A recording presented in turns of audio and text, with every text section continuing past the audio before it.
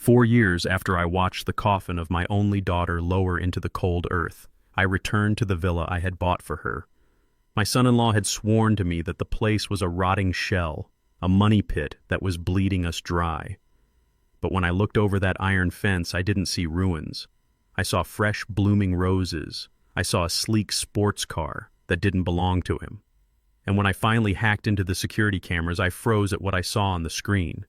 It wasn't a ghost. It was something much worse. My name is Otis King. I am 72 years old, and for the last 4 years I have been paying $5,000 a month to maintain a lie.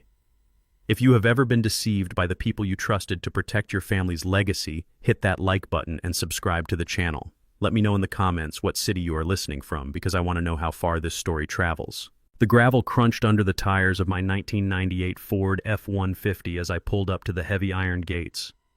The truck was old, the paint was peeling, and the engine rattled with a cough that mirrored my own chest these days. It was a stark contrast to the surroundings. The Hamptons, a place where the hedges were trimmed with nail scissors and the driveways were paved with money. I didn't belong here. I never had. I was a man of concrete and rebar, a man who built foundations with calloused hands and sweat. I bought this land and built this villa for my daughter Maya because I wanted her to have the softness I never had. I wanted her to look out at the ocean and feel peace. Now looking at the gate, all I felt was a cold, hard knot in my stomach. For 48 months, Braden, my son-in-law, had been feeding me stories. He would call me, his voice dripping with that slick Wall Street panic he perfected. Otis, he would say, the salt air is destroying the siding. The foundation is shifting. The roof has a leak the size of a dinner plate. We need to sell it, Otis. It's a liability. It's draining the trust fund. We have to sell it for cash, cut our losses before it falls down. I believed him. Why wouldn't I? I was an old man in Chicago, too tired and too broken by grief to fly out to New York. I just wrote the checks. $5,000 a month for maintenance, for repairs, for the upkeep of a house he said was uninhabitable. I did it because it was Maya's house. I did it because Braden was the last link I had to her. I turned off the truck engine. The silence of the neighborhood was heavy, expensive. I stepped out my work boots, hitting the pavement with a heavy thud. I walked up to the pedestrian gate, the one I had installed myself 10 years ago. It was a simple deadlock mechanism back then, solid brass, reliable. I reached into my pocket and pulled out the old key ring. The metal was warm in my hand. I slid the key into the hole, expecting the familiar resistance of the tumblers. It didn't go in. I frowned, pushing harder. The key stopped halfway. I pulled it out and leaned in close, squinting through my bifocals. The lock wasn't brass anymore. It was sleek black and digital. A biometric scanner with a keypad sat flush against the stone pillar. I stood there for a moment, the old key dangling uselessly in my hand. He changed the locks. He said the house was falling apart, that the doors were warping off their hinges, but he had installed a security system worth $3,000 on the front gate. You don't put a high-tech lock on a condemned building. You put it on a fortress. A low growl started in my throat. I looked up at the security camera mounted on the pillar. The red light blinked at me, a steady, mocking pulse. Braden hadn't mentioned this. He hadn't mentioned security upgrades in the invoice for the roof repairs that never seemed to end. I stepped back and looked along the perimeter. The estate was surrounded by 8-foot hedges, privacy screens for the wealthy. I knew this property. I knew its bones because I had laid them. I walked along the perimeter wall, moving away from the camera's angle, my joints aching with the damp sea air. I found a spot where the ivy had grown thick over the brickwork, a weak point I had meant to reinforce years ago but never got around to. I gripped the vines. They were thick, sturdy. At 72, I wasn't the man who could haul 50-pound bags of cement up a ladder anymore, but rage is a powerful fuel. I pulled myself up my boots, scrambling for purchase on the rough brick. I groaned, heaving my weight over the top, and dropped down onto the soft earth on the other side. I landed in a crouch, expecting to see weeds. Braden had told me the landscaping budget had run out 6 months ago. He said the yard was a jungle, that the neighbors were complaining about the blight. He said it looked like a graveyard. I looked up. I wasn't in a graveyard. I was in a paradise. The grass was a carpet of emerald green, manicured to within an inch of its life. Not a blade was out of place. To my left, the hydrangeas were bursting with blue and purple heads, heavy and lush. But it was the center of the garden that made my breath hitch in my throat. Roses. Dozens of bushes. Red, white, pink. They were thriving, climbing the trellis, lining the stone path. Maya loved roses. When she was alive, she spent hours out here. She used to tell me, "Daddy, these roses are the only things that listen to me." Braden had told me they died the first winter after she passed. He told me the salt killed them. He told me there was nothing left but dead sticks and dirt. He lied. I walked forward, my steps slow, dreamlike. The scent of the flowers hit me sweet and heavy. This wasn't the smell of neglect. This was the smell of money. This was the smell of daily care of a landscaping crew that came twice a week. I did the math in my head. The lawn, the pruning, the fertilizer, the water bill for this kind of greenery in the summer heat. This cost thousands. Then I saw the car. It was parked in the circular driveway right in front of the main entrance. It wasn't Braden's sensible sedan. It was a low, aggressive sports car painted a matte gray that looked like a shark skin. A convertible. The top was down. Leather interior, custom rims. I walked up to it. I ran my hand along the hood. It was cold, but the engine ticked, cooling down. It had been driven recently. I looked at the house. The windows were gleaming. The paint was fresh, a crisp white that shone in the afternoon sun. There was no rot. There were no missing shingles. The house looked better than the day I handed Maya the keys. This was not an abandoned property. This was a $5 million estate being kept in pristine condition, and I was paying for it. The realization hit me like a hammer to the chest. Every check I wrote, every time I dipped into my retirement savings because Braden said the insurance had lapsed, every time I skipped a meal or didn't turn on the heat in my own apartment in Chicago because I wanted to make sure Maya's house didn't crumble. It was all a lie. He wasn't maintaining a ruin. He was maintaining a palace. But for who Braden lived in the city? He always complained about the commute. He said he hated coming out here because it reminded him of her. He said it was too painful.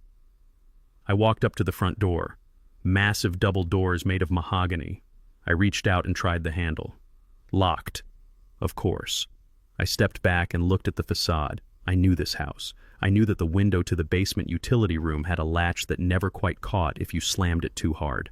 It was a defect I had noted on the punch list 10 years ago. Something I meant to fix, but Maya said not to worry about because nobody goes down there.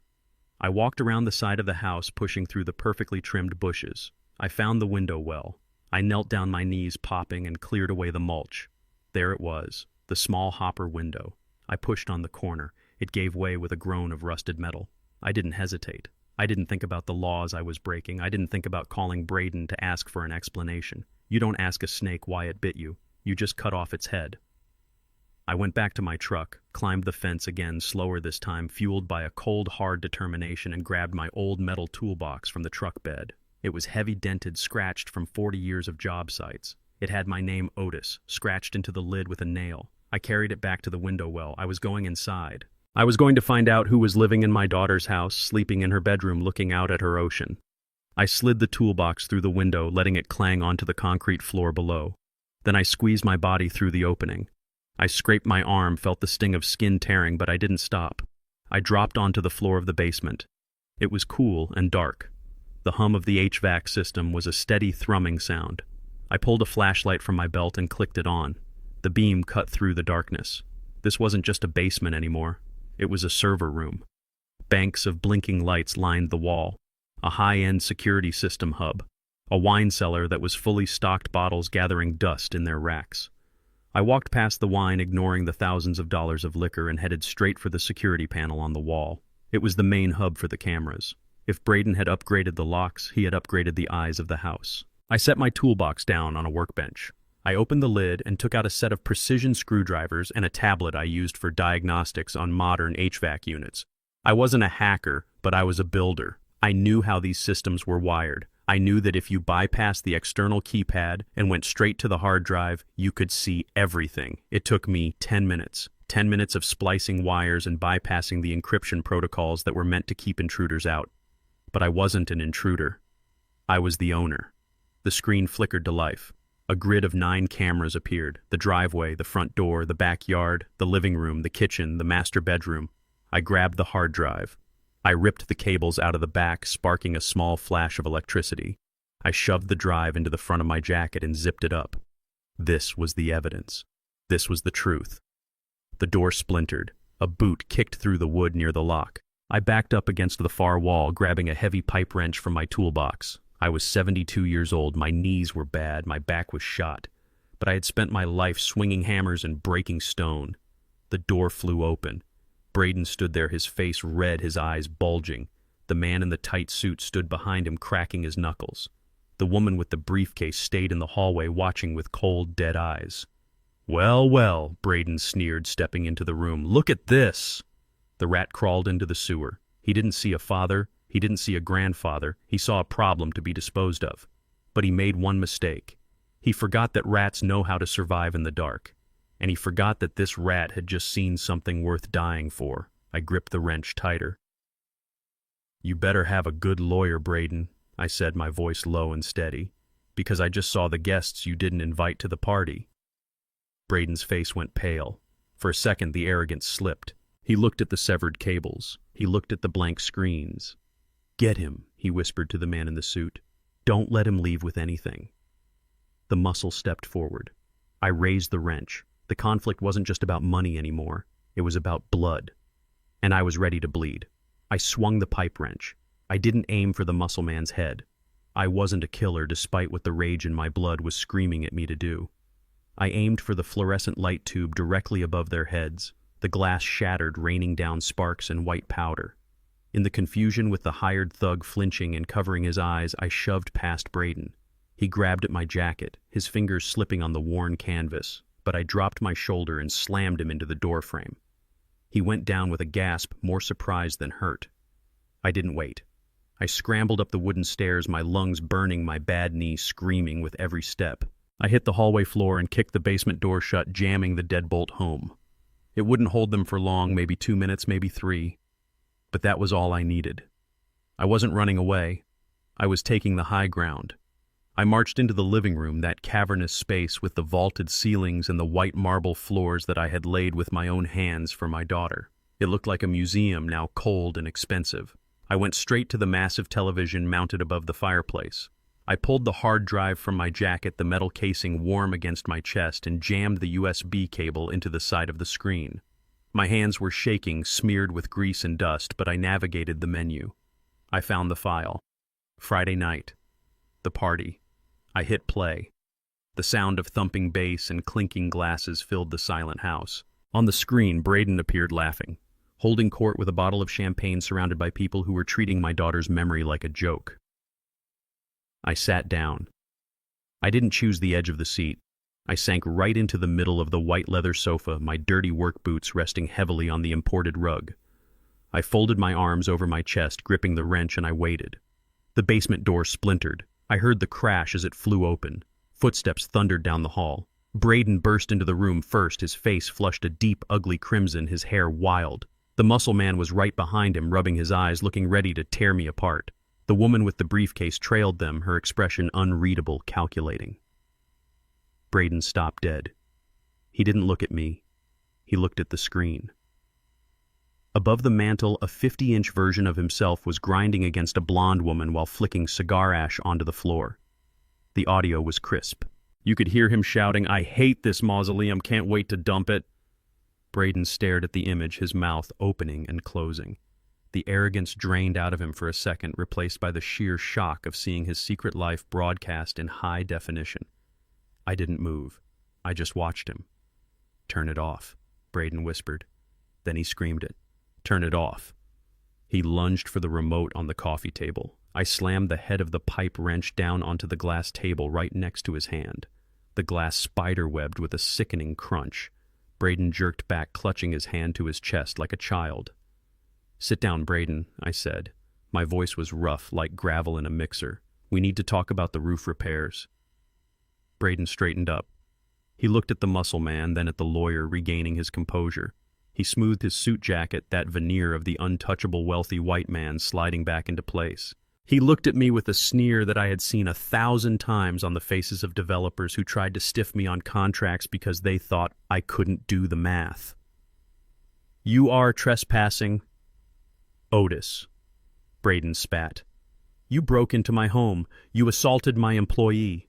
I can have you buried under the jail for this." "Your home?" I asked. I pointed the wrench at the screen. "That doesn't look like a grieving husband. That looks like a man celebrating. You told me the foundation was cracking, Braden. You told me the mold was eating the drywall. You told me the house was worthless." I reached into my back pocket and pulled out a thick, folded sheaf of papers. They were crumpled and stained with sweat, but the numbers were clear. I threw them onto the shattered coffee table. They fanned out. Bank transfers, Western Union receipts, copies of checks I had written from my pension fund. $5,000 a month, Braden, I said, for 4 years. $240,000.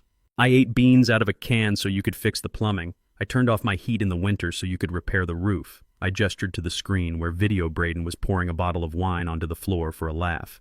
Is that where my money went? I asked. Vintage wine. Whores. Braden laughed. It wasn't a nervous laugh. It was a cold barking sound. He stepped over the broken glass and looked down at me. You pathetic old man, he said. You think anyone cares about your little receipts? You think anyone in this zip code is going to listen to a retired contractor from the South Side? Look at you. You're filth. You're breaking and entering. He turned to the woman with the briefcase. Call security. Tell them we have a violent intruder. Tell them he's armed. The woman nodded and pulled out her phone. I stood up. My knees popped, but I stood tall. I was 6'2". I had shrunk a bit with age, but I still cast a shadow over Braden. I'm not leaving, I said. I built this house. My name is on the deed. I bought the land. I poured the concrete. Braden shook his head, a pitying smile playing on his lips. He reached into his inner jacket pocket and pulled out a single crisp sheet of paper. He unfolded it slowly, deliberately, like he was handling a winning lottery ticket. You really should have read the fine print on those insurance documents I sent you last year, Otis, he said softly. He held the paper up. It was a power of attorney. General, durable, irrevocable. And at the bottom right, next to the notary stamp, was a signature. Otis King. It looked like my signature. It had the loop on the O, the sharp slash on the K, but I knew I hadn't signed it. I remembered the stack of papers he had sent me when I was in the hospital with pneumonia last winter. He said they were for updating the beneficiary on Maya's life insurance. He said he was just trying to help me organize my estate. I stared at the paper. My blood ran cold. You forged it, I whispered. I didn't forge anything. Braden said, his eyes gleaming. You signed it. You were confused. You were sick. You trusted me. Remember, you told me, Braden, you handle it. I'm too tired. He took a step closer, invading my space, smelling of expensive cologne and rot. And using that power, he continued, his voice dropping to a conspiratorial whisper. I sold the property. Last week. To a holding company based in the Caymans. He pointed to the door. This isn't your house anymore, Otis. It's not my house either. It belongs to a corporation. And you are just a squatter with a weapon. The sheer weight of the betrayal hit me harder than any physical blow. He hadn't just stolen my money. He had stolen my legacy. He had stolen the last piece of Maya I had left. The sound of sirens cut through the air. They were close. Fast.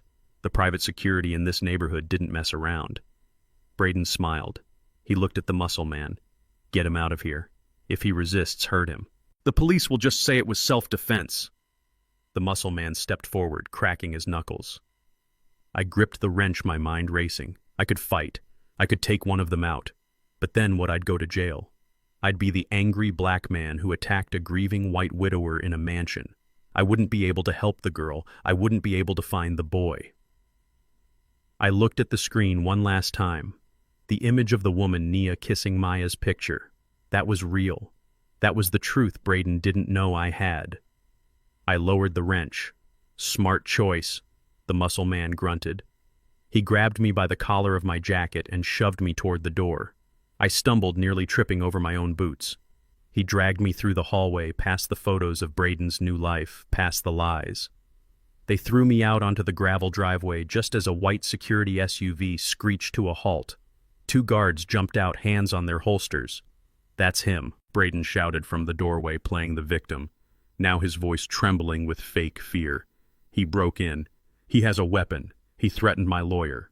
The guards were on me in seconds. They slammed me against the hood of the SUV. I felt the cold steel of handcuffs bite into my wrists. I didn't fight them. I let them pat me down, let them take the wrench, let them pull my wallet out of my pocket. But I kept my eyes on Braden. He was standing on the porch, adjusting his cuffs, watching me with a look of absolute triumph. One of the guards shoved me into the back of the SUV. Stay down, old man, he barked. As the car door slammed shut, separating me from the house I built, I didn't look at the ground. I looked through the tinted window at the second-floor window, the window of the master bedroom. For a split second I saw a face. It wasn't Braden, it wasn't the lawyer. It was the little boy. He was pressing his hand against the glass, watching the lights of the security car. He was inside. He was trapped in there with them. I leaned my forehead against the cold glass of the police car. I wasn't defeated. I was just getting started. Braden thought he had won because he had a piece of paper. He thought he had won because he had the law on his side. But he didn't know what I had seen in the basement. He didn't know I had the hard drive tucked inside my jacket, pressed against my beating heart. He didn't know about Nia. And he didn't know that I had just seen my grandson. I watched the house disappear as the security car drove me to the precinct. I didn't say a word to the guards. I just closed my eyes and made a promise to the ghost of my daughter. I'm coming back, Maya, and I'm going to burn his whole world down. The Suffolk County Police released me at dawn with a disorderly conduct citation and a warning that sounded more like a threat. Get out of town, Mr. King. Go back to Chicago. This isn't your neighborhood. They didn't even give me back my pipe wrench. They dumped me on the sidewalk like a bag of wet cement, expecting me to catch the first Greyhound bus west. But I didn't go to the bus station.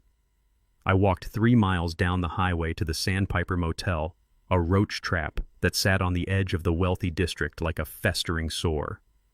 It smelled of stale cigarettes and bleach, a smell that reminded me of the job sites I worked in the 80s. It was perfect. It was invisible. I paid cash for a week up front. The clerk, a kid with acne and a bad attitude, didn't even ask for ID when I slid an extra $50 across the counter. I went to my room, washed the grease and drywall dust off my face with a bar of sandpaper rough soap, and sat on the edge of the bed.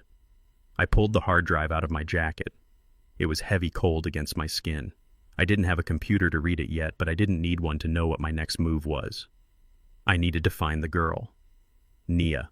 I spent the next 2 days living in my truck parked in a patch of woods overlooking the service road that led to the estate. I used a pair of cheap binoculars I bought at a surplus store. My joints seized up in the damp air and my stomach growled, but I didn't move. I watched the landscaping trucks come and go. I watched the pool boy. And then on the 3rd morning, I saw her. She wasn't wearing the gray hoodie. She was wearing a blue smock, walking with her head down, carrying a heavy laundry bag over her shoulder. She was walking away from the service entrance of the gated community, heading toward the bus stop. I started the truck. The engine coughed, a loud rattling sound that made her jump. She looked around, terrified, her eyes darting like a trapped bird. I stayed back, letting her get on the bus. I followed it. The bus took us out of the manicured lawns and into the grittier side of town, the part the tourists never see. She got off at a strip mall that had seen better days, a liquor store with bars on the windows, a check-cashing place, and a laundromat called Suds and Duds. She walked inside. I parked the truck and waited a beat. I checked my reflection in the rearview mirror. I looked like hell. 72 years old, gray stubble on my chin, eyes bloodshot from lack of sleep. I looked like a man who had nothing left to lose, which was exactly what I was. I pushed open the glass door of the laundromat. The heat hit me instantly, a wall of humid, soapy air. The noise was deafening, machines chugging water, sloshing a TV in the corner, blaring a game show. Nia was behind the counter, folding a massive pile of white sheets. She was working fast, her hands a blur. I walked up to the counter. I didn't say a word. I just placed my calloused hand on the stack of sheets she was folding. She froze. Her eyes traveled up my arm to my face. Her breath hitched. She recognized me. I saw it in the way her pupils dilated. She didn't see a customer. She saw a ghost. "Mr. King," she whispered. Her voice was shaking so bad I could barely hear her over the spin cycle. "You know who I am," I said. It wasn't a question. "Please," she stammered, backing away until she hit the wall of dryers behind her. "I didn't take anything. I put everything back. I just wanted to clean it. Please don't tell him. If Braden finds out I was there, he'll kill me." She wasn't afraid of the police. She was afraid of Braden. That told me more than any confession. "I'm not here for Braden," I said, leaning over the counter. "I'm here because I saw you kissing my daughter's picture." Nia flinched. Tears welled up in her eyes, spilling over her cheeks. She looked around the laundromat, checking to see if anyone was watching. "You need to leave," she hissed. "It's not safe. He has people watching everything." "I don't care about his people," I growled. "I care about why a stranger is breaking into my house to take care of my dead daughter's memory." "Who are you?" She hesitated, biting her lip. Then she whispered, "I wasn't a stranger. I was Maya's assistant. I worked for her at the gallery for 3 years. Before before the accident. Maya never mentioned an assistant named Nia. We talked every Sunday.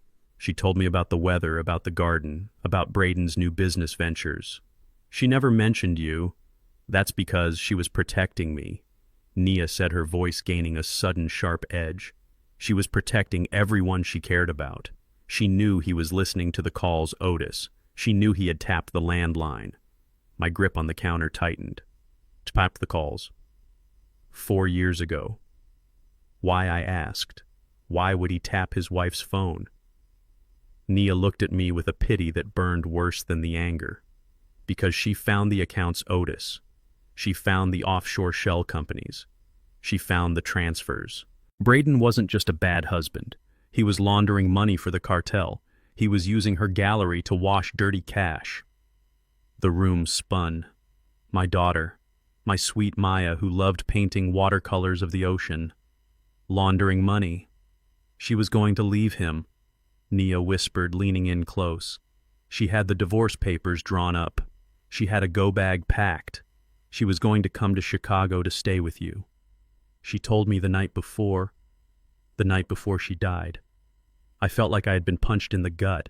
The official report said she lost control of her car on a rainy night. She hit a tree, dead on impact. Braden had cried at the funeral, held my hand, told me it was a tragic accident. It wasn't an accident, was it? I asked, my voice barely a rasp. Nia shook her head slowly. Her car was brand new, Otis. She was the safest driver I knew. And the brake lines. The police report didn't mention the fluid on the driveway. But I saw it. I saw it when I came to work that morning. She wiped her face with her sleeve. Braden fired me the day after the funeral. He told me if I ever came back, if I ever spoke to you, he would make me disappear. He said I was a nobody, a girl from the projects, and no one would miss me. So why go back? I asked. Why break in? Why clean the house? Nia looked down at her hands. Because it's the only place I feel close to her. And because I needed to get something. Something she hid. What? She looked at the clock on the wall. I can't talk here. My shift ends in 10 minutes. If you want to know the truth, the real truth, you have to come with me. But you have to promise not to freak out. You have to promise. I promised. I waited in the truck while she closed up. She came out looking small and fragile in the harsh sunlight. She got into the passenger seat of my old Ford, smelling of detergent and fear. Drive, she said. She directed me to a part of town that looked like the neighborhoods I grew up in. Crumbling brick tenements, bars on the windows, kids playing in the street with deflated balls. We pulled up to a building that looked like it should have been condemned 10 years ago. This is it, she said. We walked up 3 flights of stairs that smelled of cabbage and stale beer. She unlocked a door with 3 different deadbolts. The apartment was tiny, a single room with a kitchenette in the corner. The furniture was old, mismatched, likely scavenged from the curb, but it was clean, spotless, just like she kept the villa. Mama. A small voice piped up from the corner. I looked over. There was a playpen set up near the window. A little boy was standing up, gripping the mesh sides. He had a mop of curly hair and a toy truck in his hand. Nia dropped her keys on the table and rushed over to him. Hey, baby. Hey, Leo. Mama's home. She picked him up. He buried his face in her neck, then peeked out at me with wide, curious eyes. I stepped closer. My heart was hammering a rhythm against my ribs that felt dangerous. I knew what I had seen on the security footage, but seeing it in person in the flesh was different. It was visceral. The boy Leo looked at me. He didn't smile. He just studied me with a solemn intensity. He had the same nose as Ruth. He had the same chin as me. But it was the eyes. Those almond-shaped, deep brown eyes with the flecks of gold in them. They were Maya's eyes. I reached out a trembling hand. The boy didn't pull away. He reached out and wrapped his tiny fingers around my thumb. His grip was surprisingly strong. He's 3 years old, isn't he? I asked, my voice choking.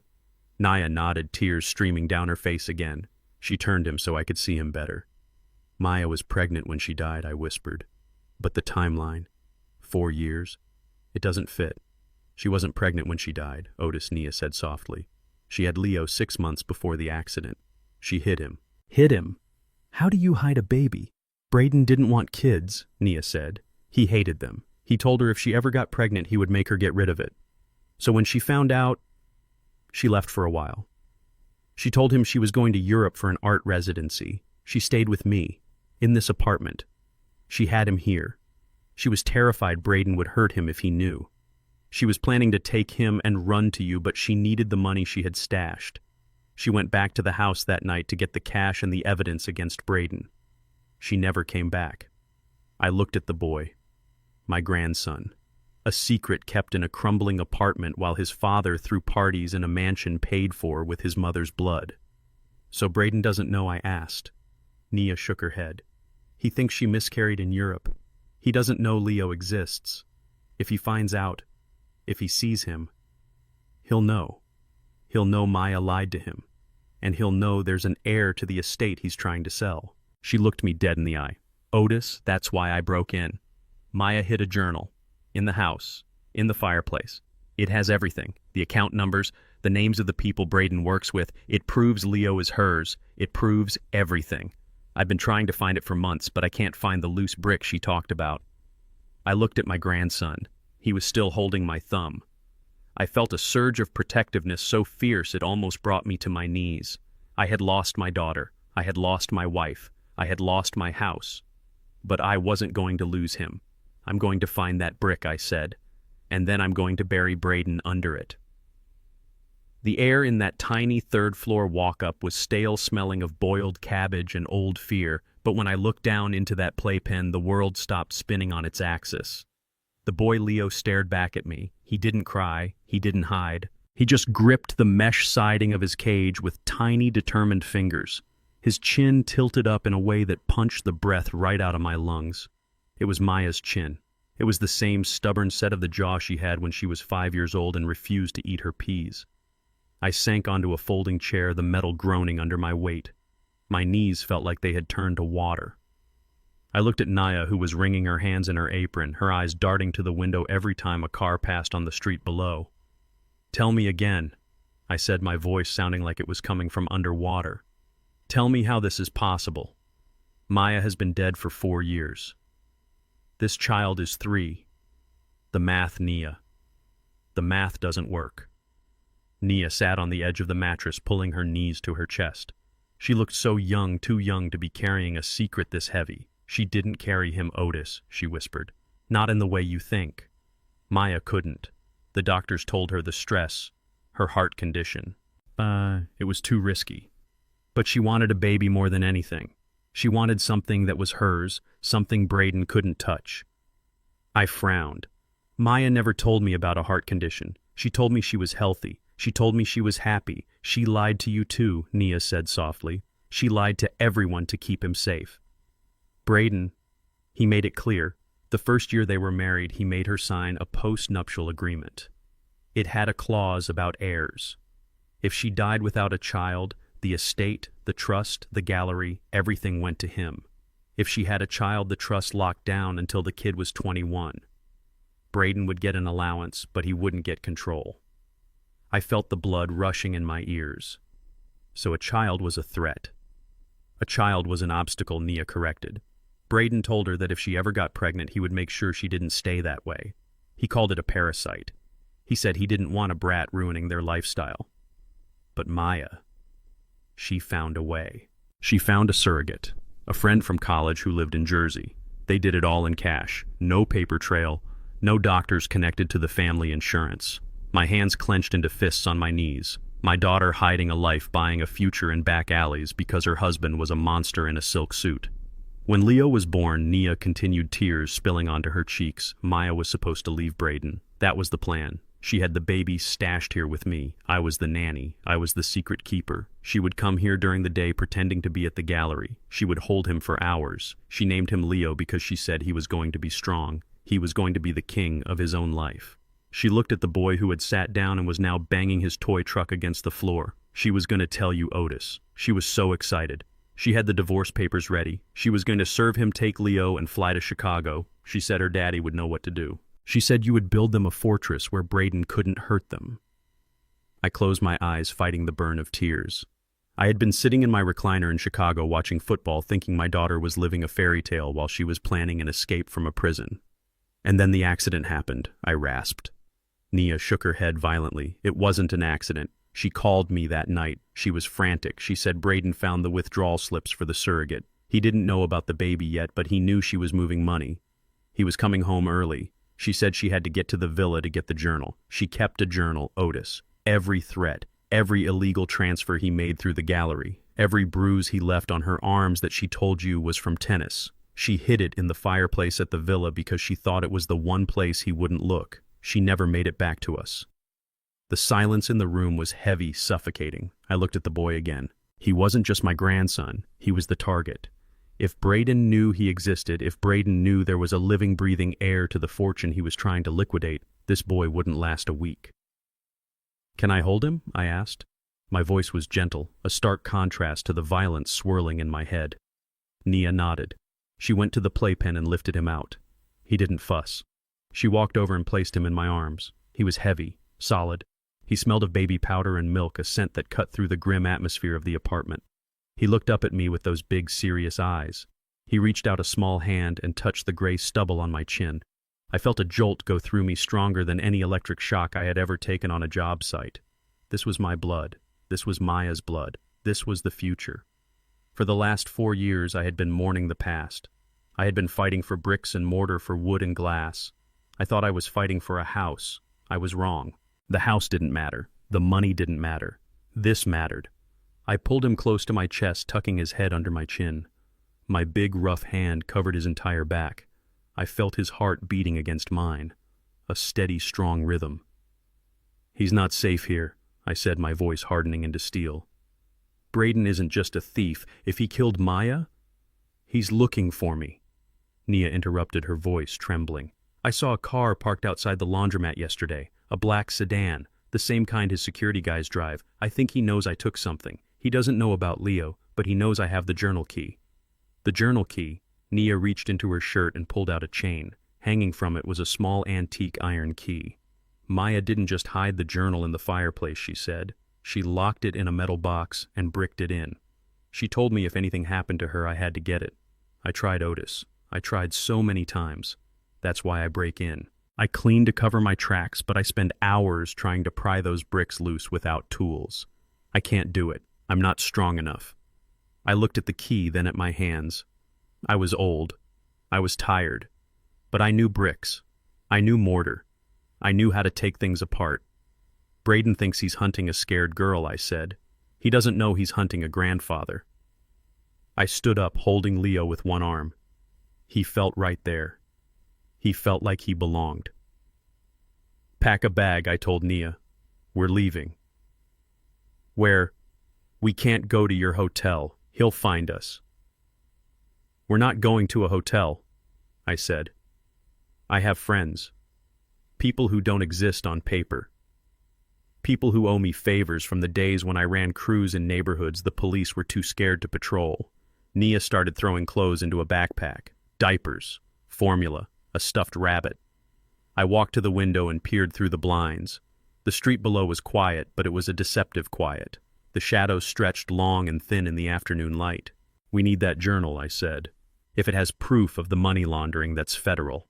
That puts Braden away for life. That keeps Leo safe." "But how do we get back in?" Nia asked, zipping the bag. "He's got new security. He's got guards. You said he caught you." "He caught an old man with a wrench," I said. "He didn't catch a man who knows the drainage schematics of that property better than the architect. There's a storm drain that runs under the garden. It comes out at the seawall. It's tight, it's wet, and it smells like hell, but it leads right into the basement utility sump." I looked at Leo. He had fallen asleep on my shoulder, trusting me completely. I would crawl through a mile of sewage to keep him safe. We were halfway to the door when my pocket buzzed. I froze. It was my cell phone. The one I rarely used. The one Braden had the number for. I pulled it out. The screen flashed with a restricted number. "Don't answer it," Nia whispered. "I have to," I said. "I need to know where his head is at," I answered, putting it on speaker but keeping the volume low. "Mr. King," a voice said. It wasn't Braden. It was smooth, professional, and cold as ice. "This is Arthur Sterling, representing the estate of Braden Miller." I didn't say anything. I just breathed. "Mr. King, are you there?" "I'm here," I grunted. Good. I'm calling to inform you as a courtesy. We have filed an emergency injunction with the New York Supreme Court this afternoon. Based on your recent erratic behavior, the violent break-in at the Hamptons property, and the disturbing voicemails you have left my client, I never left any voicemails. We have successfully petitioned for a temporary freeze on all your assets pending a competency hearing. Your bank accounts have been locked, Mr. King. Your credit cards have been suspended. We have also flagged your social security number with the credit bureaus. My hand tightened around the phone. They were cutting off my air supply. They were starving me out. You can't do that, I said. My voice calm, dangerously calm. It's my money. It is a protective measure, Mr. King, the lawyer said, his voice dripping with false concern. We are worried about you. Dementia can be a rapid and tragic decline. We just want to make sure you don't hurt yourself or anyone else. Until the hearing next month, you won't have access to any funds. I suggest you turn yourself into the local police precinct for a wellness check. They can help you find a shelter. The line went dead. I stared at the phone. He had frozen my life. I had $200 in my wallet. I had a truck running on fumes. And I had a woman and a baby depending on me. They thought this would break me. They thought stripping me of my money would make me crawl back to Chicago. They thought they were dealing with a pensioner. They forgot that I started with nothing. I knew how to be poor. I knew how to be hungry. And more importantly, I knew that a man with nothing left to lose is the most dangerous man on earth. I looked at Nia. Her eyes were wide with panic. She had heard every word. He cut you off, she whispered. We have no money. I put the phone in my pocket. I adjusted Leo on my hip. Money is just paper, Nia, I said. We have the truth, and tonight we're going to go get it. Let's go. I walked into the First National Bank on 5th and Main with the weight of the world on my shoulders and a screaming toddler waiting in the truck outside with a terrified girl. I needed cash. Diapers cost money.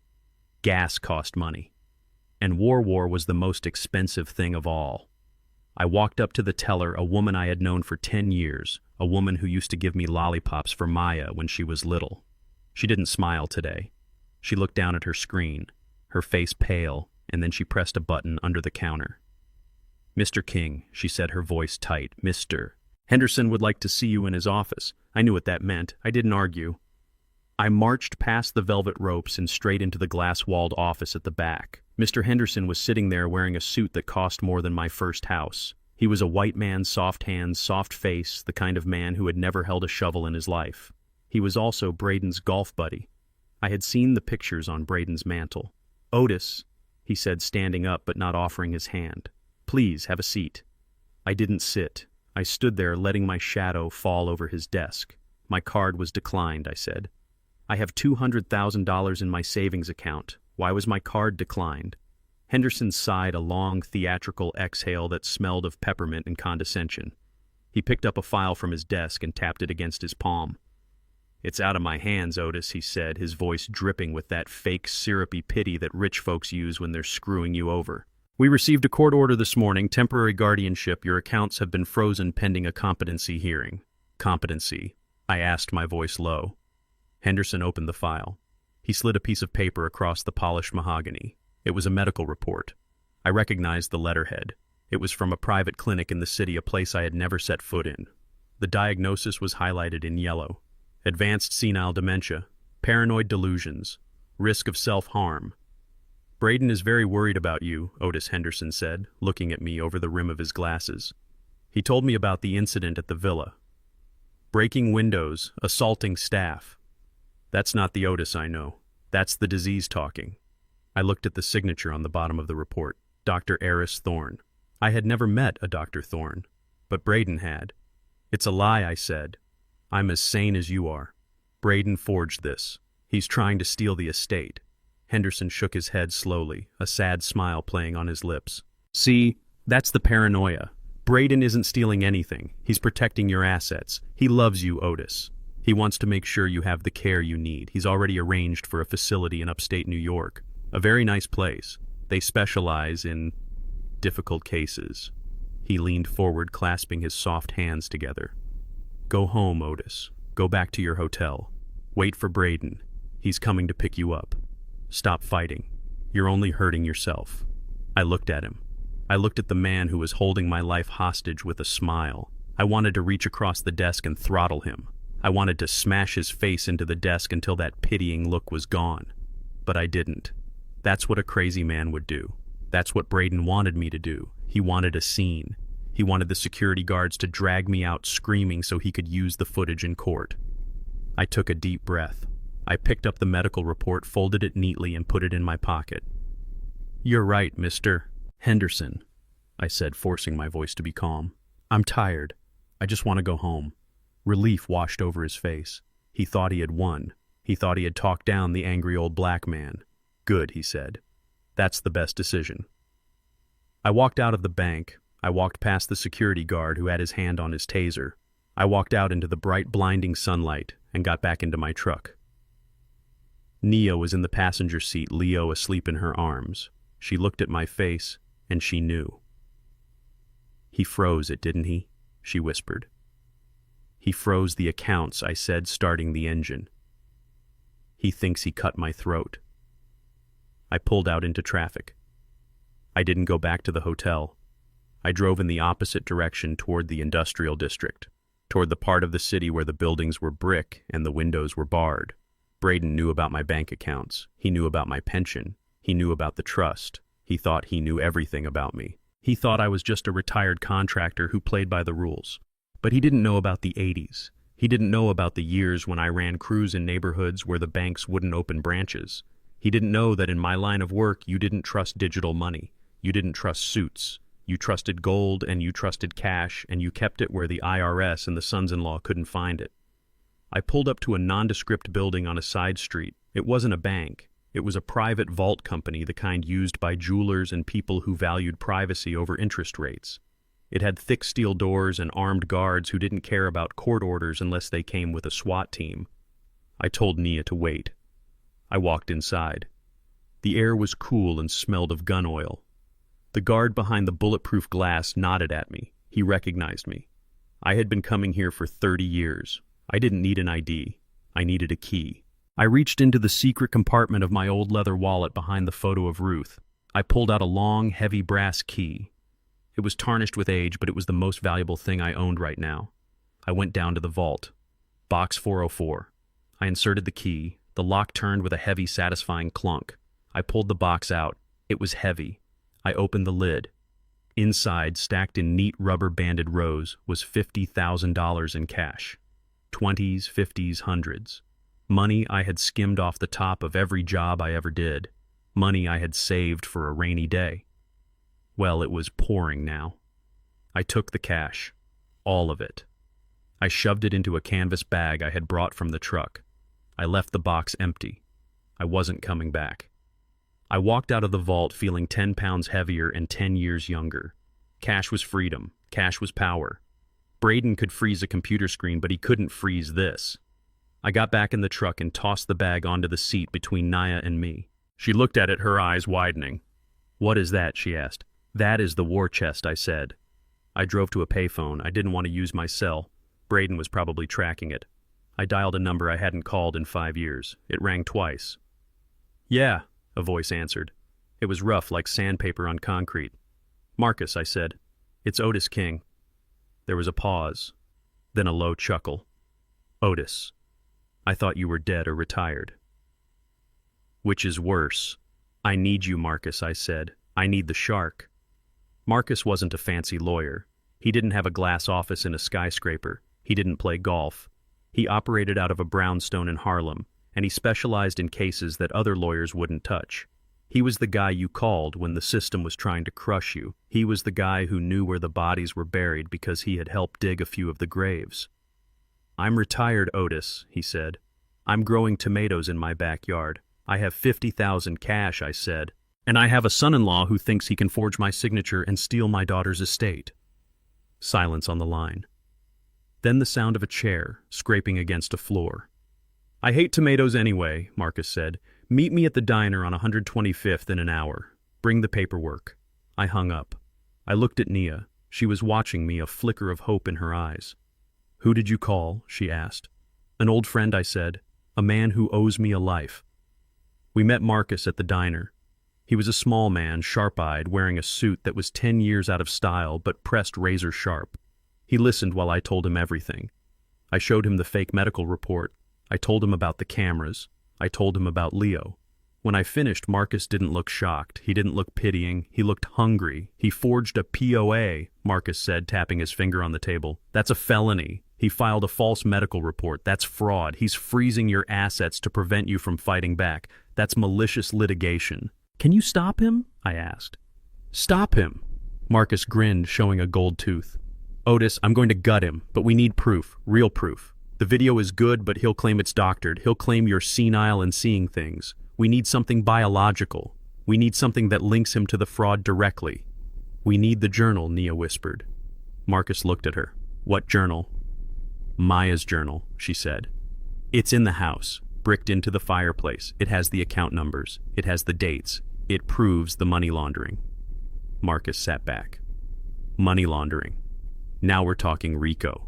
Now we're talking federal prison. But if it's in the house, we have to get it, I said. You can't go back there. Otis, Marcus warned. There's an injunction. If you step foot on that property, they'll lock you up and throw away the key. They won't even need the competency hearing. You'll just be a felon. I looked at Leo, who was happily eating a French fry. I looked at the cash in the bag. I don't care about the law, Marcus, I said. I care about justice. You handle the courts. You file the motions. You keep Braden busy. And you? Marcus asked. What are you going to do? I stood up. I'm going to do what I do best. I'm going to a job site. I needed to get back into that house. But I couldn't just break a window again. Braden had beefed up security. He had guards. He had cameras. I needed a distraction. A big one. I looked at Nia. Do you still have the keys to the pool house? I asked. She shook her head. He changed those too. But I know the code to the gardener's shed. He keeps the chemicals there. The chlorine, the fertilizer. I smiled. It wasn't a nice smile. Perfect, I said. Marcus looked at me, his eyes narrowing. Otis, whatever you're thinking, don't tell me. I can't defend you if I know you're committing arson. It won't be arson, Marcus, I said. It'll be a gardening accident. I grabbed the bag of cash. I was done playing defense. Braden had frozen my money. He had called me crazy. He had taken my house. Now I was going to take it back. And I was going to start by lighting a fire under his ass. Literally. The night air smelled of expensive perfume and impending disaster. I crouched in the shadows of the rhododendron bushes, my knees aching against the damp earth, watching the house. It was lit up like a cruise ship. Golden light spilling from every window, the bass of the music thumping so hard I could feel it in my chest. Braden was throwing another party. Of course he was. He was celebrating his victory. He thought he had buried me under a mountain of legal paperwork and restraining orders. He thought I was an old dog who had gone off to lick his wounds. He was wrong. I wasn't licking my wounds. I was sharpening my teeth. I checked my watch. 11:42 p.m. The same time the party usually peaked. The guards were relaxed, standing by the front gate, smoking cigarettes and laughing at something on their phones. They were watching the street, expecting a frontal assault. They weren't watching the gardener's shed in the back corner of the lot. I had slipped over the perimeter wall 10 minutes ago, moving slow, moving low. I had the canvas bag slung across my chest. Inside was a pry bar, a heavy flashlight, and a Ziploc bag for the evidence. But my most important tool was already waiting for me in the shed. Nia had given me the code. 1985. Maya's birth year. Even the gardener knew my daughter better than her husband did. I crawled to the shed door and punched in the numbers. The lock clicked. I slipped inside. The smell of fertilizer and gasoline hit me. I grabbed a metal bucket and a bag of pool shock calcium hypochlorite. I knew from 40 years on job sites that if you mixed this with brake fluid, you didn't get an explosion. You got smoke. Thick, white, acrid smoke that billowed out like a dragon's breath. It looked terrifying, but it wouldn't burn the house down. I wasn't going to destroy Maya's legacy. I was just going to flush the rats out. I poured the granules into the bucket. I pulled a bottle of brake fluid from my pocket. I took a deep breath. Showtime. I poured the fluid and ran. I made it to the edge of the patio just as the chemical reaction kicked in. A hissing sound cut through the music, followed by a plume of white smoke that shot 10 feet into the air. It looked like the shed was an inferno. Fire, I screamed, disguising my voice with a rough guttural bark. Fire in the back. Panic is a beautiful thing. It makes people stupid. The music cut out. Screams erupted from the pool area. I watched as the two security guards from the front gate came sprinting around the corner, hands on their holsters, shouting into their radios. Braden ran out onto the balcony, a drink in his hand, looking down at the chaos with wide, fearful eyes. "Get the hoses," he screamed. "Don't let it spread to the garage. My Porsche is in there." That was my cue. While every set of eyes was fixed on the white smoke billowing into the night sky, I slipped through the unlocked French doors into the library. The silence inside was jarring. The house felt hollow despite the expensive furniture. I didn't waste time. I had two objectives: biological proof and the truth. I moved through the shadows of the hallway, heading for the stairs. I needed to get to the master bathroom. I needed something that had been in Braden's mouth. A hair could be argued away. A toothbrush couldn't. I reached the master suite. The door was open. The bed was unmade sheets tangled, smelling of sex and stale champagne. I ignored the nausea rising in my throat and went straight to the ensuite bathroom. It was all marble and gold fixtures, a monument to Braden's vanity. There on the quartz counter sat a silver cup, two toothbrushes, one pink, one black. I grabbed the black one. I pulled a sterile evidence bag, courtesy of Marcus, from my pocket and dropped the toothbrush inside. I sealed it, my heart hammering a frantic rhythm. This was the DNA. This was the link that would prove Leo was his son, the son he tried to erase. One down. Now for the hard part. I slipped back out into the hallway. The noise outside was getting louder. Sirens were wailing in the distance. The real fire department was coming. I had maybe 3 minutes before the house was swarming with firefighters. I ran down the stairs, my boots making no sound on the runner. I headed for the living room. The massive stone fireplace dominated the far wall. It was the heart of the house. Maya had loved this fireplace. She used to sit here on rainy days reading. Nia said she bricked it in, a loose stone on the left side of the hearth near the floor. I knelt in front of the fireplace. The stone was cold and rough under my fingers. I pulled the small pry bar from my bag. I tapped the bricks. Solid, solid, solid. Then a hollow thud. It was the third brick from the bottom. The mortar around it looked old, but if you looked closely, you could see the scratch marks where it had been dug out and repacked with gray putty. Maya wasn't a mason. She had done her best to hide it. I jammed the tip of the pry bar into the seam. I leaned my weight into it. The putty crumbled. The brick groaned, then slid forward an inch. I grabbed it with my fingers and pulled. It came loose, heavy and dusty in my hand. I set it aside and reached into the dark cavity. My fingers brushed against cold metal. I pulled it out. It was a small black lockbox, heavy, rattling with the sound of loose papers. I stared at it for a second, a lump forming in my throat. This was it. This was Maya's voice from the grave. This was the evidence that she hadn't just died. She had been silenced. I shoved the box into my canvas bag. I had it. I had everything. I stood up to leave, turning toward the kitchen door, my escape route. Well, hello there. I froze. Standing in the doorway of the living room was a woman. It was the blonde from the video. Braden's mistress. She was swaying slightly, holding a half-empty glass of wine. She looked at me with glassy, unfocused eyes. She wasn't panicked. She was drunk. "Are you the fireman?" she slurred, giggling. "You're a little old for a fireman, aren't you?" I stared at her. She didn't recognize me. To her, I was just a man in a work jacket covered in dust. I was invisible labor. "Yes, ma'am," I said, my voice low. "Just checking the ventilation. You should go outside. It's not safe here." She pouted, taking a step toward me. "But it's loud outside, and Braden is screaming at everyone. He's such a buzzkill." She reached out a hand, touching the sleeve of my jacket. I flinched. If she screamed, if she realized who I was, it was over. "Go," I commanded, putting a hard edge in my voice. "Now." She blinked, startled by the tone. She pulled her hand back. Okay, you don't have to be rude." She turned and stumbled back toward the hallway. I didn't wait to see if she changed her mind. I bolted for the kitchen. I flew through the swinging doors, past the stainless steel appliances that had never cooked a family meal. I reached the back door, the servants' entrance. I pushed it open and stepped out into the cool night air. I was clear. The smoke from the shed was still thick, drifting across the yard like a fog bank. The flashing lights of the fire trucks were painting the trees in strobes of red and white. The chaos was my cover. I sprinted toward the perimeter wall, the same spot where the ivy grew thick. I could feel the weight of the lockbox banging against my hip. I could feel the victory coursing through my veins. I had done it. I had walked into the lion's den and stolen his teeth. I reached the wall. I threw the bag over first, listening for the soft thud on the other side. Then I grabbed the vines and pulled myself up. I swung my leg over the top, preparing to drop down to freedom, and then I saw it. A flash of red light, a tiny blinking eye in the darkness of the oak tree branches right above my head. I froze, straddling the wall. It was a camera, a new one, small, black, sleek. It wasn't part of the main system I had disabled. It was a standalone unit, solar-powered wireless. It was pointed directly at the weak point in the perimeter. Braden knew. He knew I had come over the wall the first time. He had baited the trap.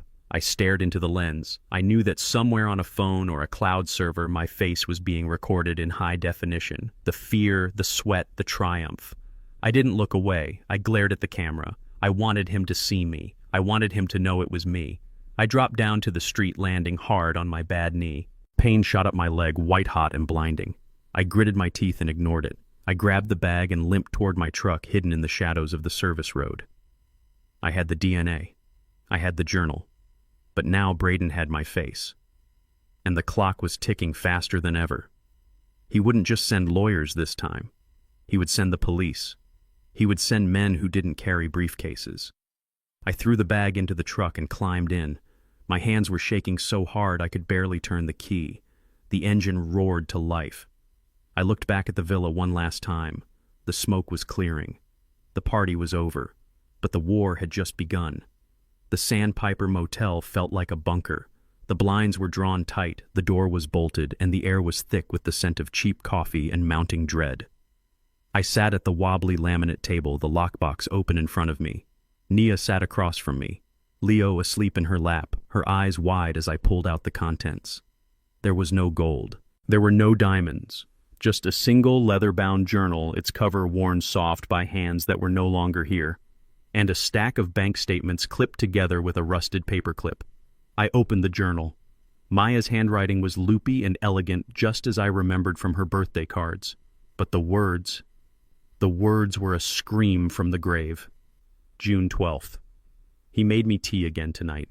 It tasted bitter like crushed aspirin. I didn't drink it. I poured it into the plant by the window. The plant died 3 days later. I felt a cold sweat break out on my forehead. My daughter, my strong, brilliant Maya, poisoned in her own home. July 4th. I found the transfers. He's not just moving money from the gallery. He's moving money from Dad's company, the old construction accounts. He forged Dad's signature on the authorization forms. He's draining the retirement fund Dad set up for the crew.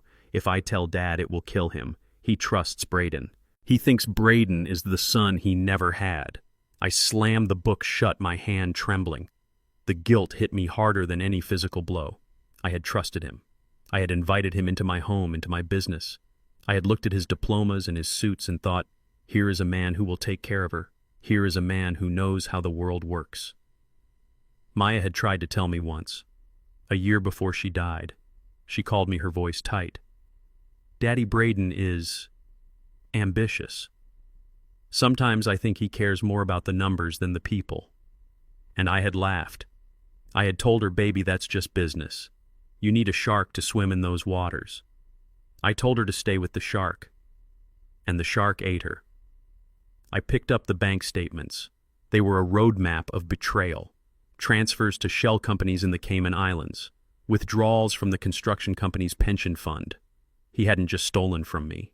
He had stolen from the men I worked with for 30 years. Men who broke their backs pouring concrete. Men who trusted me to secure their future. He's a monster, Nia whispered, reading over my shoulder. He's worse, I said, my voice hollow. He's a parasite. I reached for the phone. I called Marcus. It was 3:00 a.m., but he picked up on the first ring. I have it, I said. I have everything. The poisoning, the embezzlement, the forgery. Bring it to me, Marcus said, his voice sharp. But don't come to the office. Meet me at the courthouse steps at 8:00 a.m. We're filing an emergency motion. We're going to hit him with everything. Fraud, wrongful death, and we're demanding an immediate paternity test. The toothbrush you got, it's going to the lab as soon as it opens. I hung up. I looked at Leo sleeping peacefully, unaware that his existence was about to become a legal warhead. We spent the rest of the night in a vigil. I read every page of that journal. I read about the fear. I read about the nights she locked herself in the bathroom because she was afraid to sleep next to him. I read about the day she found out she was pregnant and how she cried with joy and terror because she knew she had to run. It wasn't just a diary. It was a testament. As the sun began to bleed through the cracks in the blinds, painting the room in gray light, I packed everything up: the journal, the statements, the toothbrush. I put them in the canvas bag, treating them with more reverence than I would a stack of gold bars. "We're going to win, Nia," I said, trying to believe it myself. "We have the truth." We were about to leave. My hand was on the doorknob. Then the sirens started, not in the distance, right outside. Red and blue lights flashed through the thin curtains, strobing against the peeling wallpaper. A bullhorn crackled. "Otis King. This is the Suffolk County Police. Come out with your hands up," Nia gasped, clutching Leo to her chest. "They found us." "How did they find us, Braden?" I hissed. "He tracked the truck, or he tracked my phone before I turned it off." I peeked through the blinds. The parking lot was swarming. 4 squad cars, officers with guns drawn, crouching behind their doors. They weren't here for a wellness check. They were here for a takedown. I grabbed the bag. I looked at Nia. "Take the fire escape," I whispered. "Go to Marcus. Don't stop for anything. Give him this bag. Tell him it's life or death." "I can't leave you," Nia cried. "You have to," I said, shoving the bag into her arms. "You have to save Leo. If they take me, Braden wins. If you get this to Marcus, we win. Go." I pushed her toward the back window. She hesitated for a second, looking at me with tears in her eyes, then she climbed out onto the metal grate Leo strapped to her chest. I waited until she was gone. Then I opened the front door. I walked out onto the balcony, my hands raised high. The morning air was cold. The lights were blinding. "Otis King, you are under arrest," an officer shouted. "For what?" I yelled back. "For visiting my own property, for arson," the officer bellowed. "For first-degree arson and reckless endangerment. We have video evidence of you setting a fire at the Miller estate." I froze. Arson. Braden hadn't reported a break-in. He hadn't reported a theft. He reported a fire. He spun the narrative.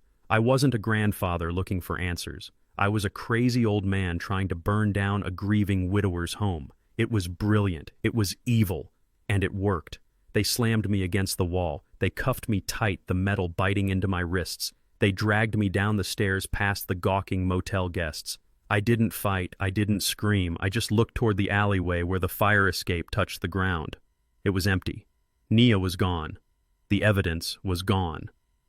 As they shoved me into the back of the squad car, I saw a black sedan parked across the street. The window rolled down just an inch. Braden was watching. He was smiling. He raised a hand in a mock salute. He thought he had checkmated me. He thought he had silenced the last voice that could speak for Maya. But he didn't see the girl in the alley. He didn't see the bag. "You moved too soon, son," I whispered to the glass. "You moved too soon." The holding cell smelled like despair and industrial bleach, a scent that burned the back of my throat and reminded me of the worst job sites I had ever worked on. There were 12 of us in a cage built for 6, men with hollow eyes and tattoos that told stories of bad decisions and worse luck. They sat on the metal benches or paced the concrete floor like caged tigers. I sat in the corner, my back against the cinder block wall, my knees pulled up to my chest to stop the trembling. I wasn't shaking from fear. I was shaking from the cold that seemed to seep out of the walls and from a rage that was burning so hot it felt like it was melting my insides. 72 years old. A lifetime of hard work. A lifetime of building foundations, erecting steel, and pouring concrete. And here I was wearing a bright orange jumpsuit that smelled of another man's sweat, locked up like a common criminal. They had taken my belt. They had taken my shoelaces. But the worst thing they took was my dignity. I sat there listening to the clank of heavy doors and the shouting of guards, and I felt a profound sense of isolation. Marcus was out there. Nia was out there with Leo. But in here I was just a number. Inmate King. Hours bled into one another. I didn't sleep. I couldn't. I kept seeing Braden's face in the window of that black sedan, that smug, victorious smile. I kept wondering if Nia had made it to Marcus. I kept wondering if my grandson was safe. Otis King. The voice of a guard boomed through the bars. I looked up. A heavy-set officer with a ring of keys on his belt was unlocking the gate. "Visitor," he grunted. "Attorney room." I stood up, my joints popping. "Marcus, It had to be Marcus. He had come to bail me out. He had come to tell me the evidence was safe. I shuffled down the hallway, my unlaced shoes slapping against the linoleum. The guard led me into a small room divided by a thick sheet of plexiglass. I sat down on the metal stool. But it wasn't Marcus sitting on the other side. It was Braden. He was wearing a fresh suit, navy blue, perfectly tailored. His hair was combed, his face shaved. He looked like a man who had just stepped out of a board meeting, not a man who had framed his father-in-law for arson. He picked up the black phone receiver on the wall and waited. He looked at me with an expression of deep performative concern. I could see the guard watching from the corner. Braden was putting on a show. I picked up the phone. It felt greasy in my hand. "Dad," Braden said, his voice loud enough for the guard to hear, dripping with fake sympathy. "I came as soon as I could. I'm so sorry about all of this. The police called me. They said you were confused, that you started a fire." He leaned forward, his face shifting. The concern vanished, replaced by a cold, reptilian stare. He lowered his voice to a whisper. "You look like garbage, Otis. Jail doesn't suit you." I gripped the phone tight. "You framed me, Braden. I know about the camera. I know you saw me." Braden smiled, a thin, cruel curving of his lips. "Of course I saw you. I saw you break into my property. I saw you steal from me. And I saw you light a chemical fire that could have killed my guests. That's 20 years, Otis. At your age, that's a death sentence. You will die in a cage surrounded by animals." He paused, letting the weight of that sink in. "Unless," he said softly, "unless we make a deal." "I don't make deals with murderers," I spat. Braden tisked, shaking his head. "Such ugly words. And so hard to prove. Especially when you're the one sitting in jail with a dementia diagnosis on your record. Who are they going to believe, the grieving widower who runs a hedge fund, or the senile old man who hallucinates conspiracies?" He reached into his briefcase and pulled out a document. He pressed it against the glass.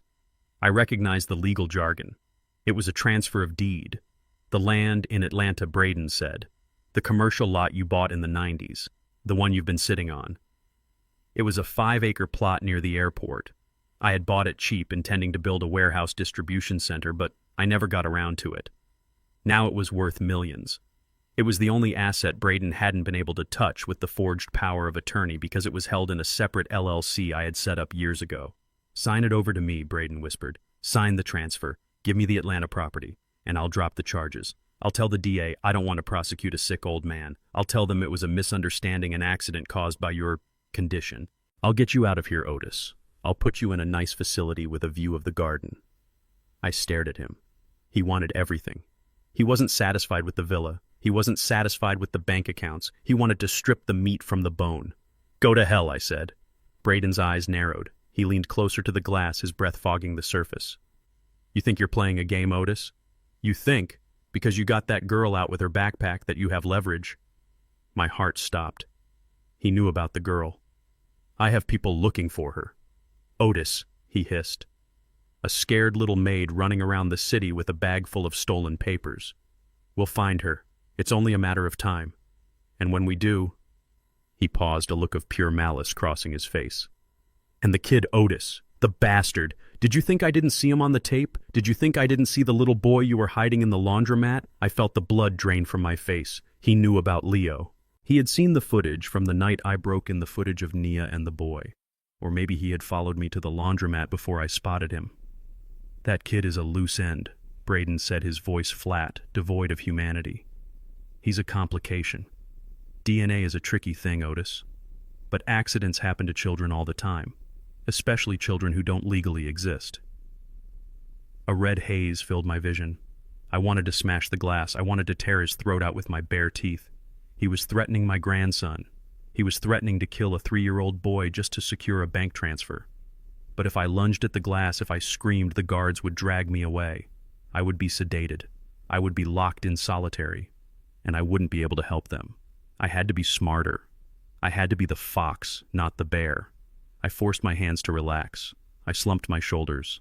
I let my mouth hang open slightly, letting the look of defeat wash over me. I made myself look old. I made myself look broken. "No," I whispered, my voice trembling. "Not the boy. Please, he's just a baby." Braden watched me, his eyes gleaming with triumph. He saw the weakness. He saw the fear. He fed on it. "Then sign the paper," he said. "Give me Atlanta." and I'll let them go. I'll let the girl and the kid disappear. They can go back to whatever hole they crawled out of. I just want the money, Otis. I don't care about them. But if you force my hand—" He let the threat hang in the air. I looked down at the counter. I let a tear slide down my cheek. I had to sell it. I had to make him believe he had won. I can't sign it here," I stammered. I need my reading glasses. My hands, they shake too much." Braden nodded, benevolent, now the magnanimous victor. "Of course. I'll have my lawyer bring the papers tomorrow morning. We'll do it properly. You get a good night's sleep, Otis. Think about your grandson. Think about his future." He hung up the phone. He stood up, buttoned his jacket, and gave me a sad, pitying wave for the benefit of the guard. "Stay strong, Dad," he said loudly. "We'll get you the help you need." I watched him walk out. As soon as the door closed, I straightened up. The trembling stopped. The fear was still there, cold and sharp in my gut, but the confusion was gone. He knew about Leo. He was hunting them. I didn't have days. I had hours. The guard came to take me back to the cell. I walked with my head down, shuffling my feet, keeping up the act, but my mind was racing. I needed to get a message to Marcus. I needed to tell him that the stakes had just gone up.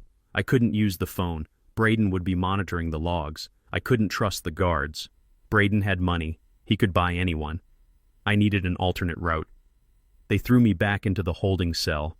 The other men were still there, the atmosphere tense and heavy. I sat back in my corner. I looked around the cell, really looked at the men this time. There was a man sitting on the opposite bench. He was huge, his arms the size of tree trunks covered in faded ink. He had a scar running down his cheek and a calm, dangerous stillness about him. He was older than the rest, maybe 50. He wasn't pacing. He was waiting. I recognized the tattoo on his forearm, a compass rose with a hammer in the center.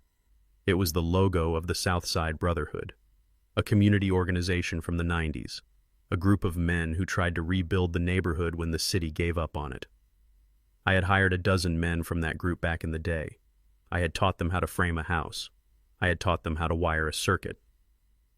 I cleared my throat. "They used to call that the builder's mark," I said softly, nodding at his arm. The big man looked up. His eyes were hard suspicious. "Yeah." "So what I hired the man who designed that logo," I said. "Big Sal. He couldn't read a blueprint to save his life, but he could lay brick faster than a machine." The big man's eyes widened slightly. He leaned forward, squinting at me in the dim light. "Big Sal was my uncle," he rumbled. "He used to talk about a foreman, a man named King, said he was the only boss who paid on time and didn't check your background sheet." I nodded. "That was me, Otis King." The man stood up. He walked over to my corner. The other inmates went quiet, sensing the shift in the room. The big man looked down at me, then extended a hand the size of a shovel. "I'm Ray," he said. "Sal spoke highly of you. Said you bought him a suit for his daughter's wedding when he was short on cash." I shook his hand. "I remember that suit. Ugly as sin. Purple." But he looked proud. Ray cracked a smile. "Yeah. He was buried in that suit." He sat down next to me on the cold floor. "Why are you in here, Mr. King? A man like you shouldn't be wearing orange." "I got framed, Ray," I said. "By a man in a suit who thinks he can steal my family and kill my grandson." Ray's face darkened. He didn't ask for details. Men like Ray didn't need details. They understood the basic arithmetic of injustice. "What do you need?" he asked. "I need to get a message out," I said. "Tonight. Not through the phones. Not through the mail. I need a kite. I need word to reach a lawyer named Marcus in Harlem." Ray nodded slowly. "I got a cousin in processing. He owes me. He gets off shift at midnight." "What's the message?" I leaned in close, whispering into his ear. "Tell Marcus that the wolf knows about the cub. Tell him to burn the safe house. Tell him Braden knows about Leo. And tell him I'm signing the papers tomorrow morning at 9:00 a.m. He has until then to make his move." Ray repeated the message back to me, word for word. "Consider it done, Mr. King," he said. He stood up and walked to the bar, starting a conversation with a trustee mopping the hallway. I watched them exchange a few words, a subtle hand signal. I leaned back against the wall. I had set the timer. Tomorrow morning I would sign the papers. I would sign away the land. I would play the defeated old man. But I was buying Marcus 12 hours. 12 hours to find Nia. 12 hours to hide Leo. 12 hours to prepare the counterstrike. I closed my eyes, but I didn't sleep. I visualized the construction of a trap. You dig the hole, you cover it with branches, and then you stand in the middle of it and wait for the beast to charge. "Come and get me, Braden," I whispered to the darkness. "Come and get me." The sound of the heavy steel latch retracting echoed through the concrete hallway like a gunshot. I didn't move from my spot on the bench. I was waiting for 9 a.m. I was waiting for the surrender. But the gate swung open, and the guard, a different one this time, jerked his head toward the exit. "Get up, King," he grunted. "You made bail." I frowned. Bail? There was no bail for arson, not until the arraignment. I stood up, my knees popping, and walked out of the cell. The air in the processing room was cooler, cleaner. And standing there, leaning against the scarred booking desk with the casual arrogance of a man who owned the building, was Marcus. He wasn't wearing the outdated suit I remembered. He was wearing a charcoal wool coat and holding a leather briefcase that looked like it had seen combat. He looked at me, his eyes sharp and unblinking. "Let's go, Otis," he said. "The meter is running." I didn't ask questions until we were outside, the cold night air hitting my face like a slap. Marcus led me to a black sedan parked at the curb, the engine idling with a low, aggressive purr. How I asked as I slid into the passenger seat. Marcus slammed the car into gear and peeled away from the curb, ignoring the speed limit sign. "Technicality," he said, his eyes scanning the road. The arresting officer filed the timestamp on the warrant for 3 a.m. The fire report didn't come in until 3:15. Legally, they arrested you for a crime that hadn't been reported yet. I woke up a judge I play poker with, told him the Suffolk County Police were preemptively arresting black men for crimes they predicted. He signed the release order to avoid a civil rights lawsuit. He glanced at me. "Ray got your message." My blood ran cold. If Ray got the message, Marcus knew. "Braden knows," I said. "He knows about the boy." "I know," Marcus said, his voice grim. "He has a tracker on your truck, Otis. But he also has a tracker on Nia's phone. Or at least he did until about 20 minutes ago, when the signal went dead." My heart hammered against my ribs. Where was it? Where was the last signal? "The safe house," Marcus said. "The apartment in the projects." I gripped the dashboard. "Drive, Marcus. Drive fast." Marcus didn't need to be told twice. He floored it. We tore through the city streets, running red lights, the city blurring past in streaks of neon and shadow. I checked my watch. It was 2 a.m. I had been in that cell for hours.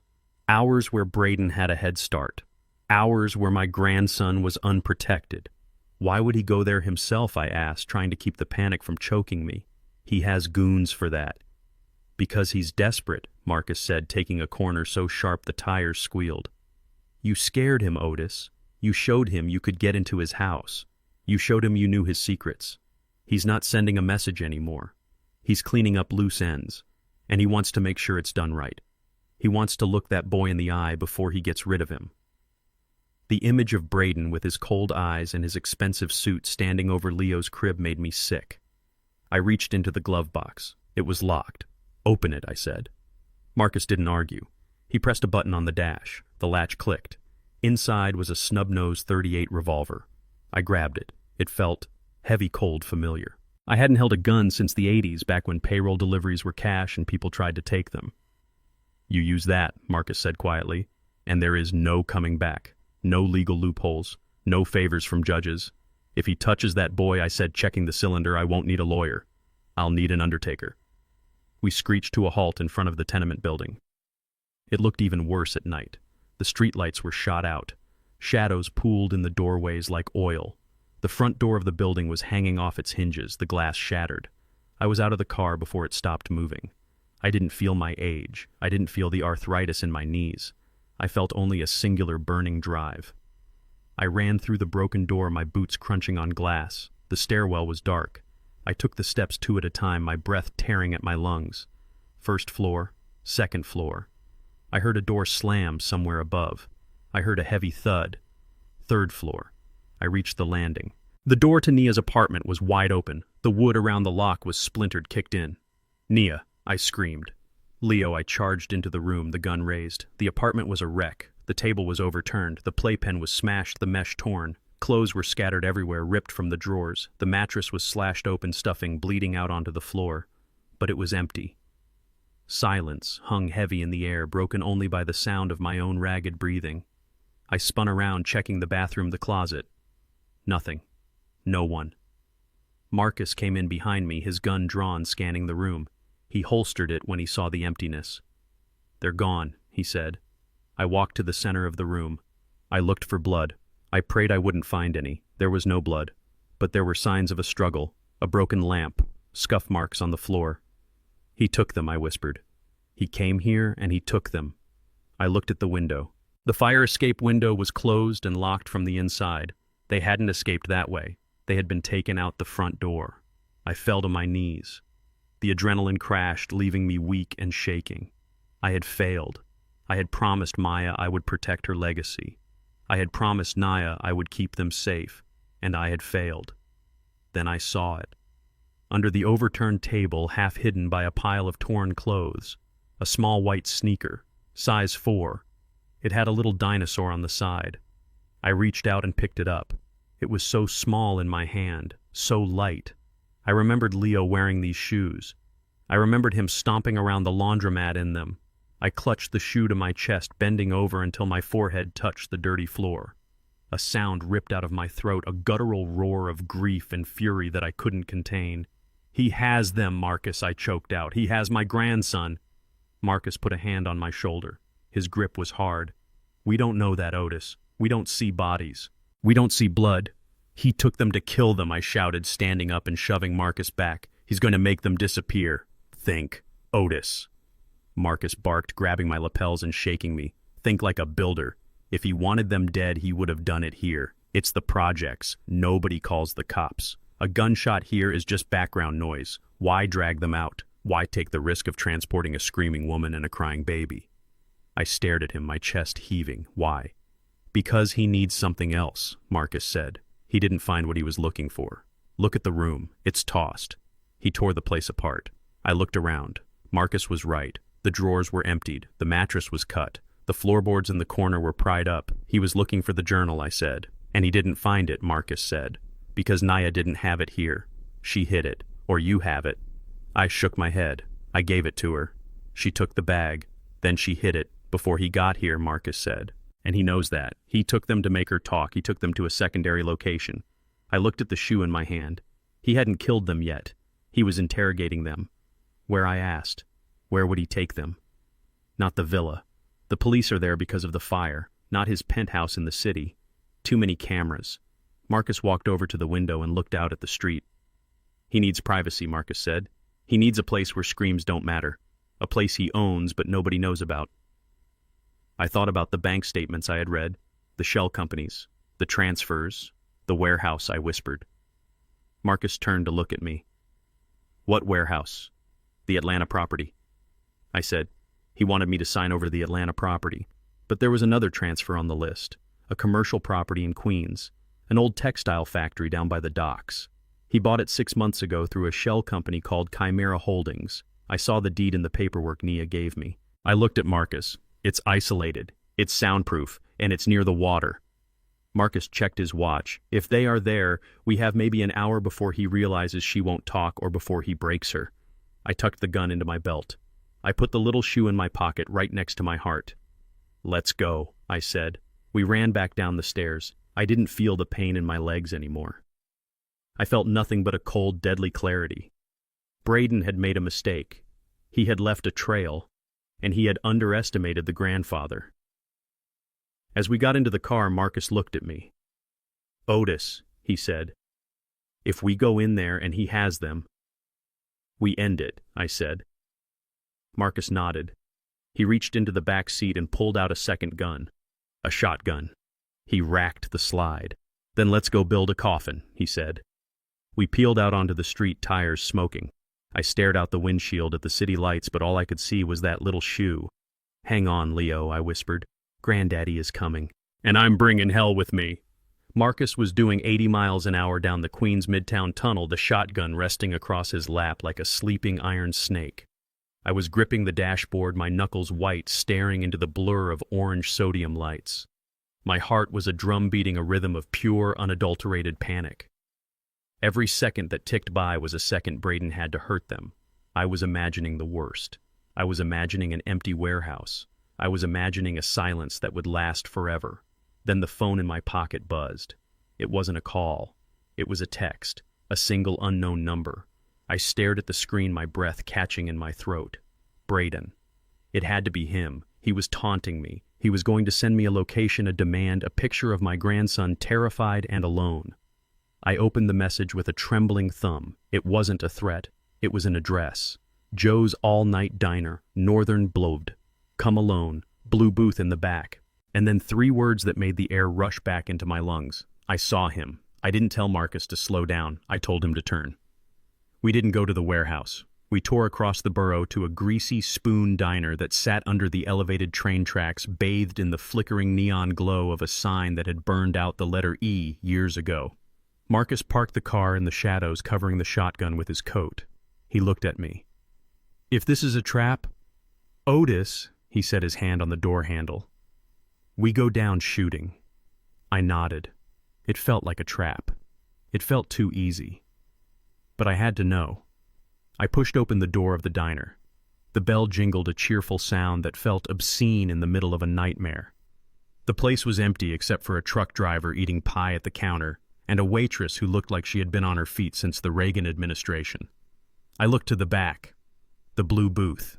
A figure was huddled there, slumped low, wearing an oversized janitor's jacket that was 3 sizes too big. A baseball cap was pulled down low. I walked over, my hand inside my jacket, gripping the revolver. The figure looked up. It was Nia. She wasn't tied up. She wasn't bleeding. She was holding a mug of hot chocolate with both hands to stop them from shaking. And on the bench seat next to her, curled up in a ball under a pile of napkins, was Leo. I didn't say anything. I couldn't. I just slid into the booth and put my hand over hers. She looked at me, her eyes huge and dark, swimming with tears. "I didn't wait, Otis," she whispered. "I saw the black car. I saw the man in the tight suit get out. He looked like death. I didn't wait for him to knock. I grabbed the baby and I went out the window before they even hit the stairs. I let out a breath that felt like it had been held for a lifetime." "You weren't there. The apartment was empty." "I know," she said. "I heard them kicking in the door when I was on the fire escape. I heard them tearing the place apart. I dropped Leo's shoe. I almost went back for it, but I heard them screaming my name." She looked down at her cocoa. "They think I'm stupid, Otis. Braden, his men. They think because I clean floors and answer phones that I don't know how to survive. They think I'm just the help. But I grew up in a neighborhood where if you didn't see the wolves coming, you didn't grow up at all." I looked at this young woman, this girl who was barely 25, and I saw strength that matched any steel beam I had ever laid.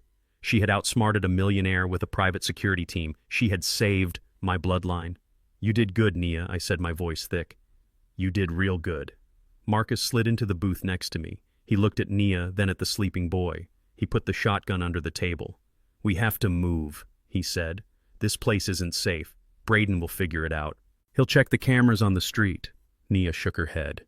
She reached into the oversized jacket. She didn't pull out the journal. She pulled out a small silver hard drive. It looked like a lighter. "I didn't leave the journal," she said. "I knew they would look for a book. I knew they would tear the apartment apart looking for paper. So I burned it." My heart stopped. "You burned it?" After I scanned every single page, she said, a small, fierce smile touching her lips. "Maya taught me how to digitize the inventory at the gallery. I made a copy, Otis, months ago, just in case. I kept the physical book as a decoy, but when I saw them coming, I knew I couldn't run with a heavy book. I needed something I could swallow if I had to." She slid the drive across the table. "It's all here. The accounts, the emails he thought he deleted, the transfers to the shell companies, and something else." She tapped the drive. Maya recorded him, voice memos, on her phone. She synced them to this drive. Him threatening her. Him talking about the brake lines on her car a week before the accident, joking with his lawyer about how easy it would be. I stared at the silver medal. It wasn't just financial fraud anymore. It was a confession. It was a murder weapon. "We take this to the FBI." Marcus said, his eyes gleaming. "We bypass the local cops. This is federal.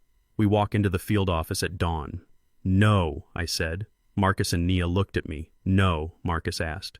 "Otis, this is the nail in the coffin. It's justice," I said. "But it's slow justice. It's lawyers and plea deals and Braden sitting in a minimum security prison playing tennis for 5 years. He'll use his money to drag it out. He'll claim the recordings are fake. He'll claim Nia doctored them. I looked at the sleeping boy. I looked at the fear in Nia's eyes. I don't want to just arrest him, I said, my voice low and dangerous. I want to end him. I want to take away the one thing he cares about more than money, his reputation. I want to strip him naked in front of the people he tried to impress with my daughter's blood money. What are you talking about? Nia asked. What is happening tomorrow night? I asked her. At the villa. Nia blinked. The gala. The Maya King Memorial Fundraiser. He's inviting the senator. The mayor. All the investors from the city. He's launching a charity in her name. A charity, I spat. A front. He's going to stand on a stage in the house I built over the floor where he murdered my daughter and ask people for money in her name. He's going to use her memory to wash more cash, Nia said, realizing it. Exactly, I said. It's his biggest night. It's his coronation. The whole world will be watching. There will be press. There will be cameras. I leaned forward. We aren't going to the FBI. Not yet. We're going to the party, Otis Marcus warned. That place will be a fortress. Security will be triple what it was. You can't just walk in there with a subpoena. I'm not walking in with a subpoena, I said. And I'm not walking in alone. I stood up and walked to the payphone in the back of the diner. I fished a quarter out of my pocket. I dialed a number I hadn't thought about in 10 years. It was a landline in a garage in the Bronx. It rang 4 times. Then a voice answered, a voice that sounded like gravel and old smoke. Yeah, Dutch, I said. It's Otis. Silence. Then a laugh that sounded like a car engine backfiring, the ghost of Chicago. Dutch rasped, I heard you were in town. I heard you got arrested for trying to barbecue a millionaire. I missed, I said. I need to try again. But this time I need the heavy equipment. What do you need? Boss Dutch asked. The tone of his voice changed. The laughter was gone. He sounded ready. I need the crew, I said. I need heavy. I need sparks. I need the guys who know how to take a building apart without asking for a permit. We're retired, Otis Dutch said. We're old men. Heavy has a bad hip. Sparks is half blind. I don't need you to build a skyscraper, Dutch, I said. I need you to crash a party. I need you to cut the power to a 5-acre estate. I need you to override a smart security grid. And I need you to clear a path for a bulldozer. A bulldozer, Dutch asked. I'm taking back my house, Dutch, I said. And I'm bringing the truth with me. There was a long pause. I could hear the sound of a socket wrench clicking in the background. When Dutch asked, Tomorrow night, I said. Sundown. I'll get the boys, Dutch said. We'll bring the tools. I hung up the phone. I walked back to the booth. Marcus was looking at me like I had lost my mind. Nia was looking at me like I was a general going to war. We're not running anymore, I told them. Tomorrow night, Braden is going to host the event of the season, and we're going to be the main attraction. I picked up Leo. He stirred, opening his eyes. He looked at me safe in my arms. Get some sleep, I told them. Tomorrow we have work to do. Tomorrow we take the hammer to the glass house. The Hamptons' air was thick with the scent of jasmine and expensive perfume, a cloying mixture that couldn't quite mask the rot underneath. I sat in the cab of a 20-ton Caterpillar bulldozer, the engine idling with a low rhythmic grumble that vibrated through the steel floorboards and up into my bones. My hands were wrapped around the control levers, the leather of my gloves creaking as I tightened my grip. I wasn't just holding a machine, I was holding a gavel, and tonight I was going to deliver a verdict that couldn't be appealed. Through the tinted glass of the cab I looked out at the estate. It was lit up like a cathedral. Braden had spared no expense. He had strung fairy lights through the trees I planted. He had set up a massive white tent on the lawn where my daughter used to play. Waiters in white tuxedos moved through the crowd like ghosts carrying trays of champagne that cost more than the weekly wage of the men sitting in the truck behind me. I picked up the walkie-talkie from the dashboard. It was an old unit, scratched and battered, a relic from the days when cell phones were bricks. Dutch, I said, my voice rough. You in position. Static crackled. Then Dutch's voice came through, sounding like gravel sliding down a chute. We're at the transformer, boss. Sparks is ready to pull the plug. Heavy is at the back gate just in case anyone tries to run. We're locked and loaded. Copy that, I said. Wait for my signal. I put the radio down. I looked at the massive LED screen set up on the stage in the garden. It was projecting a picture of Maya, my beautiful girl smiling in the sunlight, unaware that the man standing next to her in the photo was a viper waiting to strike. Braden walked onto the stage. He looked every inch the grieving, noble widower. He wore a black suit that fit him like a second skin. His hair was perfectly coiffed. He held a microphone with a practiced ease, basking in the applause of the senators, the bankers, and the socialites who had come to pretend they cared about a dead black woman they had never met. "Thank you," Braden said, his voice smooth, projected over the high-end sound system. "Thank you all for coming. Tonight is difficult for me. Every day is difficult without her." He paused, looking down at his shoes, feigning a moment of overwhelming emotion. A ripple of sympathetic murmurs went through the crowd. I watched from the darkness, my jaw clenched so hard I thought my teeth would crack. He was using her. Even in death, he was using her to polish his image, to wash his dirty money. Maya loved this house, Braden continued, looking up with tear-filled eyes. She loved the ocean. She loved the peace. That is why we are launching the Maya King Memorial Fund tonight, to help underprivileged artists find their voice just like she did. We have already received generous donations from our partners overseas. Partners, the cartel. He was announcing a money laundering operation to a crowd of hundreds, and they were clapping. They were cheering for a crime. I revved the engine. The bulldozer lurched forward an inch, the tracks biting into the asphalt of the service road. I wasn't sneaking in. I wasn't climbing the ivy this time. I was done with shadows. I grabbed the radio. "Now, Dutch. Kill it." 300 yards away, Sparks threw a heavy switch on the main junction box. The effect was instantaneous. The floodlights died. The fairy lights winked out. The massive LED screen went black, plunging Maya's smiling face into darkness. The sound system cut out with a dying whine. For a second, there was total silence. The estate was swallowed by the night. Then the screaming started. It was the sound of privileged people who had never experienced true darkness, never experienced a moment where their money couldn't buy the light back. I turned the key on the roof-mounted floodlights of the bulldozer. 4 high-intensity halogen beams sliced through the darkness like lasers. They cut across the lawn, blinding guests, illuminating the panic. I slammed the levers forward. The bulldozer roared. It wasn't a car engine. It was the sound of an earthquake. The tracks churned, tearing up the pavement as I gathered speed. I aimed straight for the main gate, the wrought iron monstrosity that Braden had installed to keep me out. The gate with the biometric scanner and the cameras. I hit it at 15 miles an hour. The sound of metal screaming against metal was deafening. The iron buckled. The stone pillars exploded, sending chunks of masonry flying into the air like shrapnel.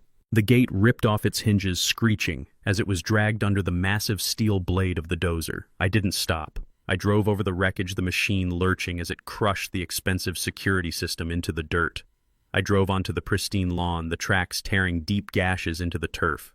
People were running. Guests in ball gowns and tuxedos were scattering like cockroaches when the kitchen light turns on. They were dropping their champagne glasses, tripping over their own feet, screaming in terror at the mechanical beast charging out of the night. I didn't care about them. I had one target. I steered the dozer toward the stage. I kept the blade raised high like a shield, like a weapon. The halogen lights were focused on one spot. Braden. He was standing on the stage, frozen. He had dropped the microphone. He was shielding his eyes with his hand, trying to see past the blinding glare. He looked small. He looked terrified. I pulled the brake lever 30 feet from the stage. The bulldozer shuddered to a halt, the engine idling with a menacing growl. The dust from the gate crash swirled in the beams of light, giving the scene a surreal, apocalyptic quality. I killed the engine, but I left the lights on. The sudden silence was heavier than the noise had been. I kicked the door of the cab open. I stepped out onto the metal track towering over the crowd. I was wearing my work boots, my stained canvas jacket, and a baseball cap pulled low. I held a megaphone in my hand. I raised it to my lips.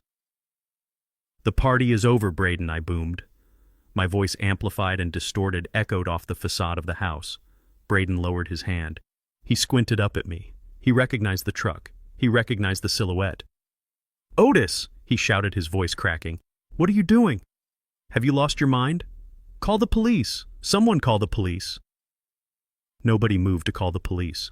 They were too busy staring at the madman on the bulldozer. They were paralyzed by the spectacle.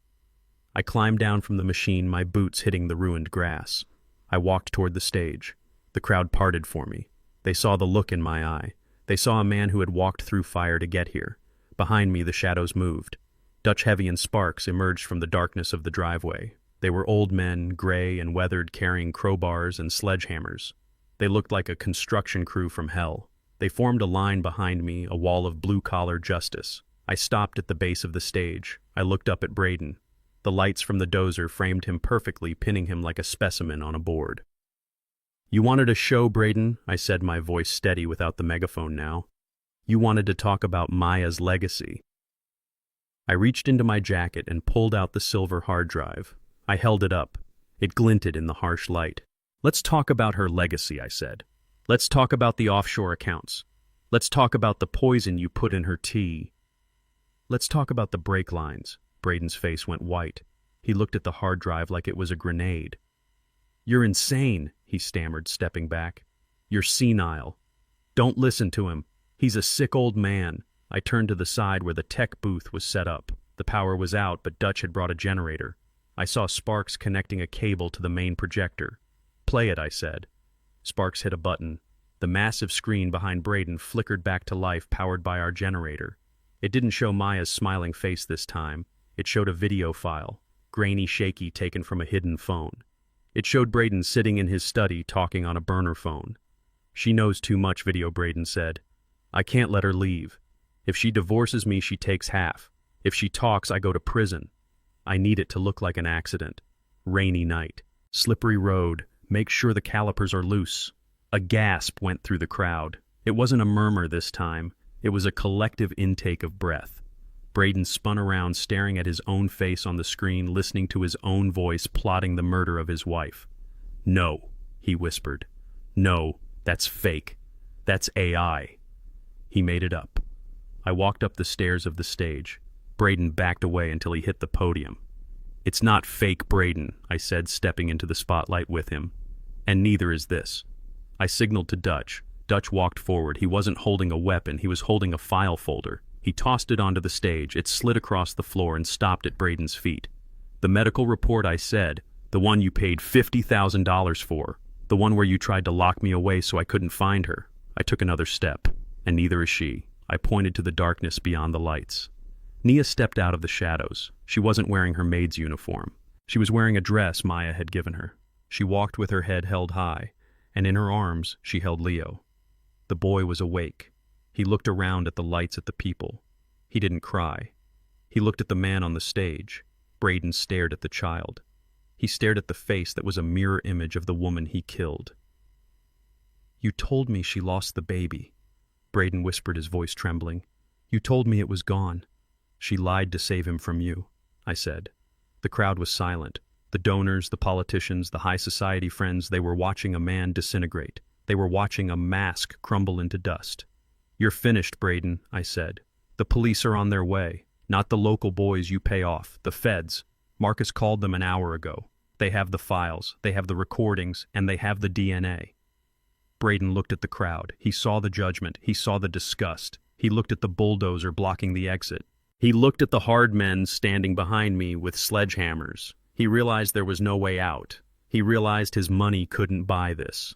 His face twisted. The handsome, grieving widower vanished. The monster surfaced. He reached into his jacket. He didn't pull out a wallet. He pulled out a gun, a small silver automatic. He grabbed the microphone stand and swung it at me, knocking me back.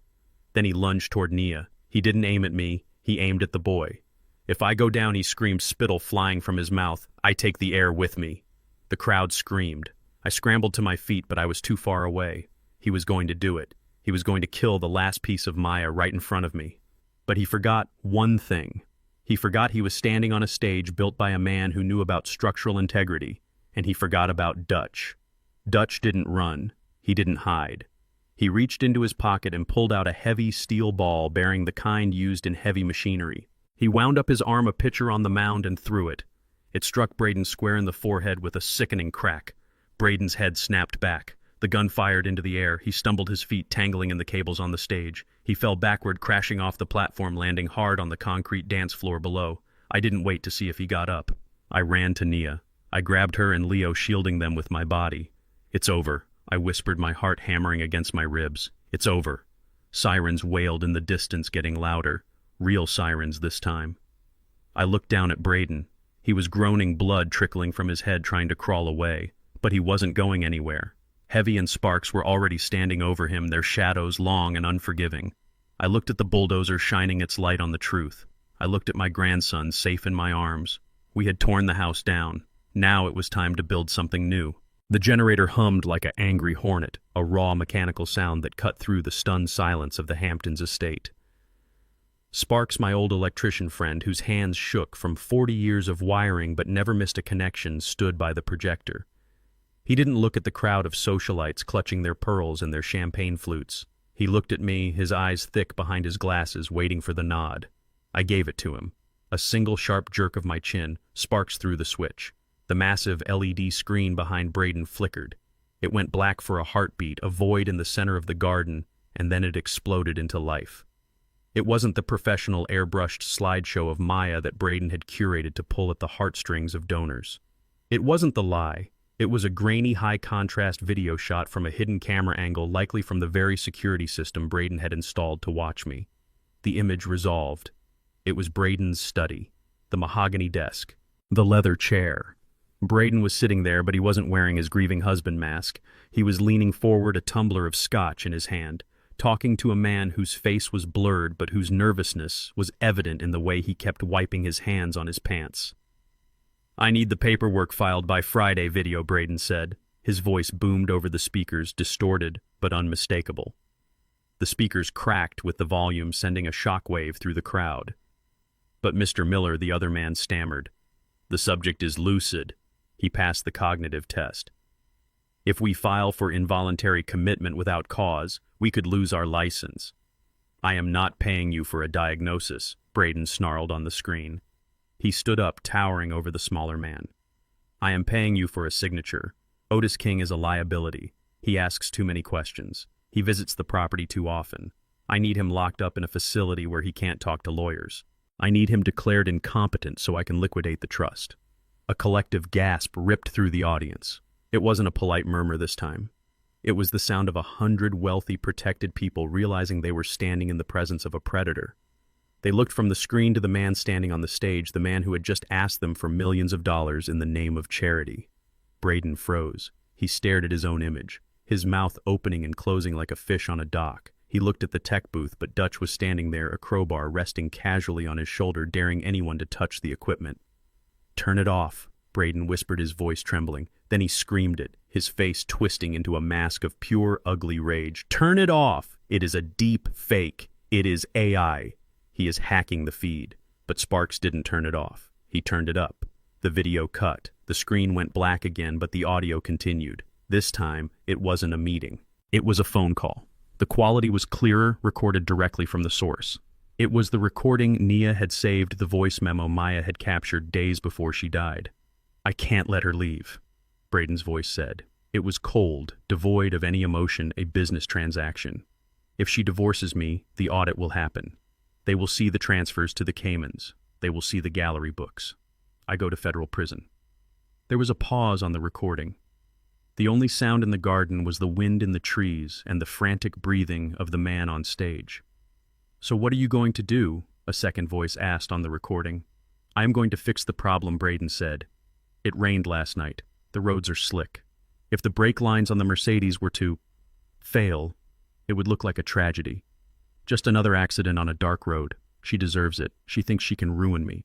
She thinks she can take my life away. She is just a stepping stone." The final words hung in the air, echoing off the sides of the villa.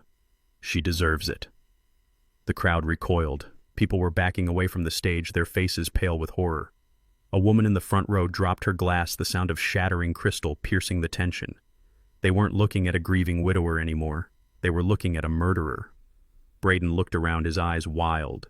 He saw his investors turning their backs. He saw the senator whispering frantically to his security detail. He saw his world, his carefully constructed castle of lies, dissolving into dust. "Security!"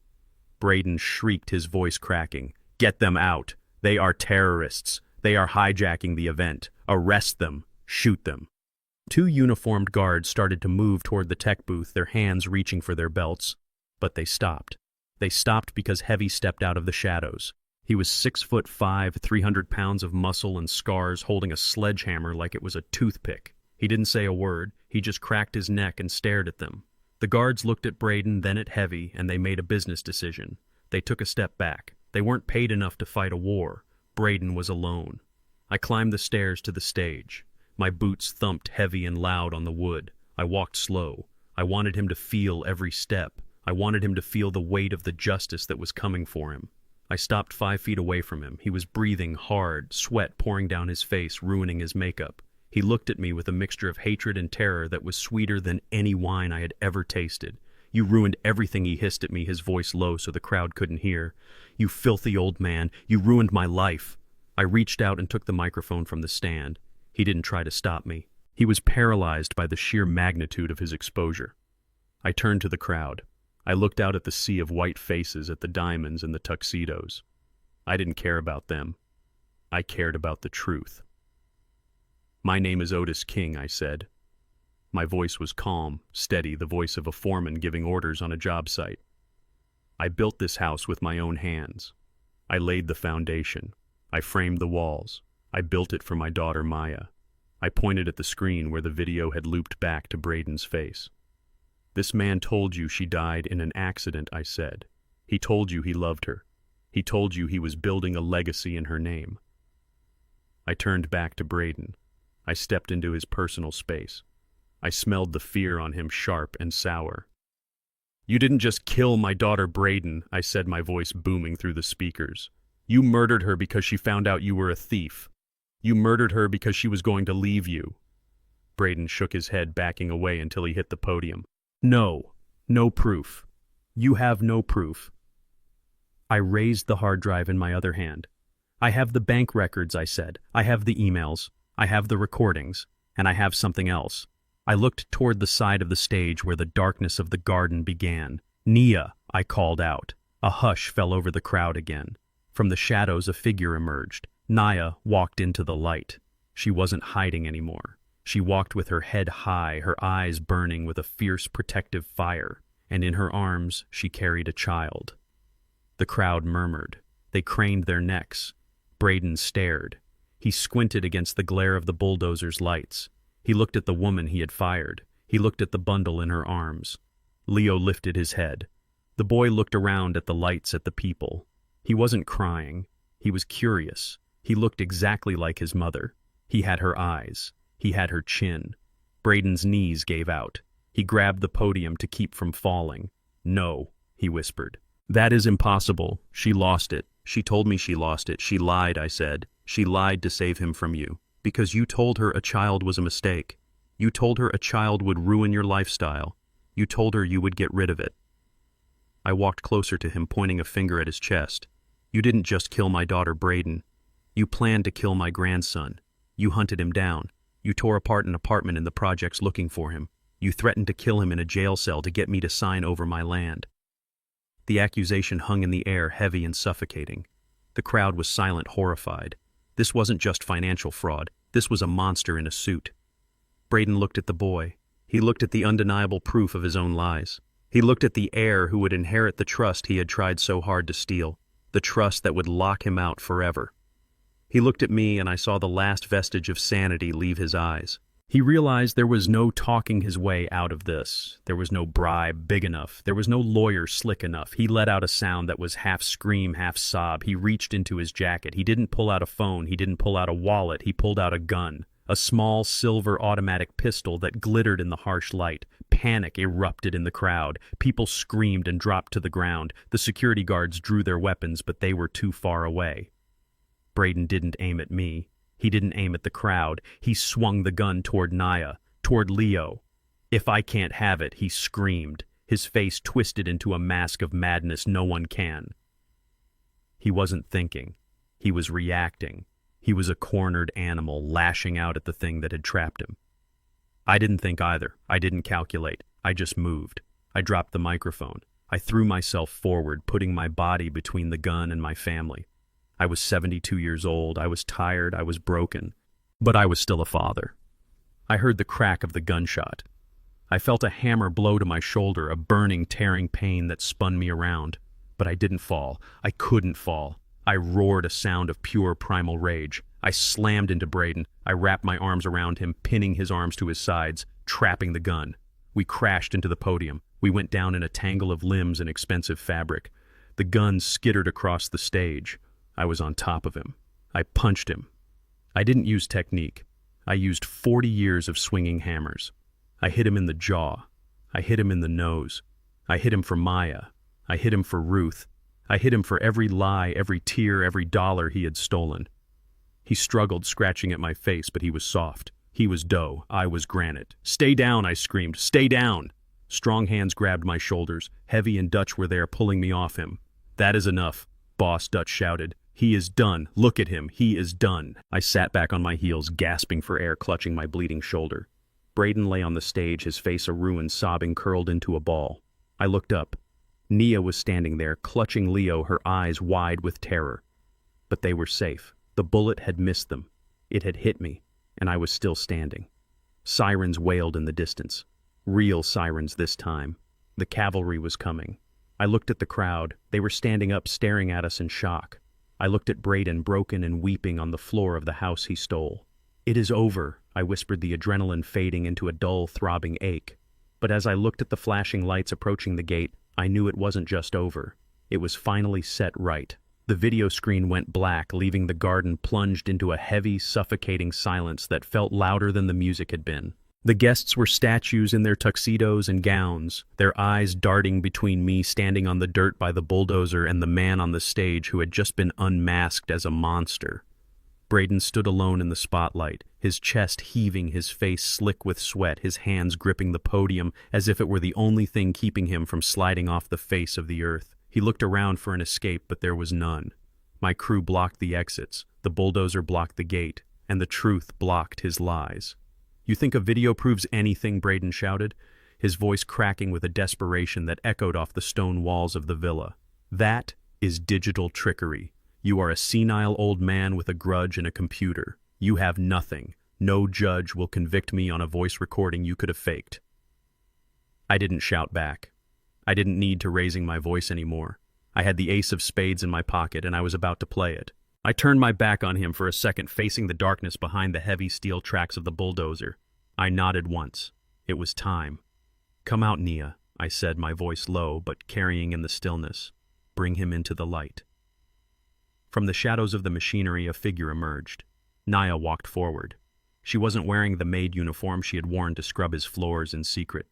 She was wearing a simple white dress that belonged to Maya, a dress she had saved from the donation pile Braden had created the week after the funeral. She walked with her head high, her eyes burning with a fierce protective fire, and in her arms she carried the ultimate proof. She walked past me, past the stunned faces of the donors and the politicians, and she stepped into the halo of the halogen work lights.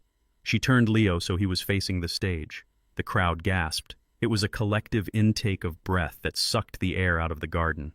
Because they didn't just see a child, they saw a ghost. Leo blinked against the harsh light, his small hand clutching Nia's shoulder. He looked around with wide, curious eyes. And in that light, the resemblance was undeniable. It was terrifying. He had the same curve of the nose as my wife Ruth. He had the same stubborn set of the jaw as me. But his eyes, those deep almond-shaped eyes with the flecks of gold, they were Maya.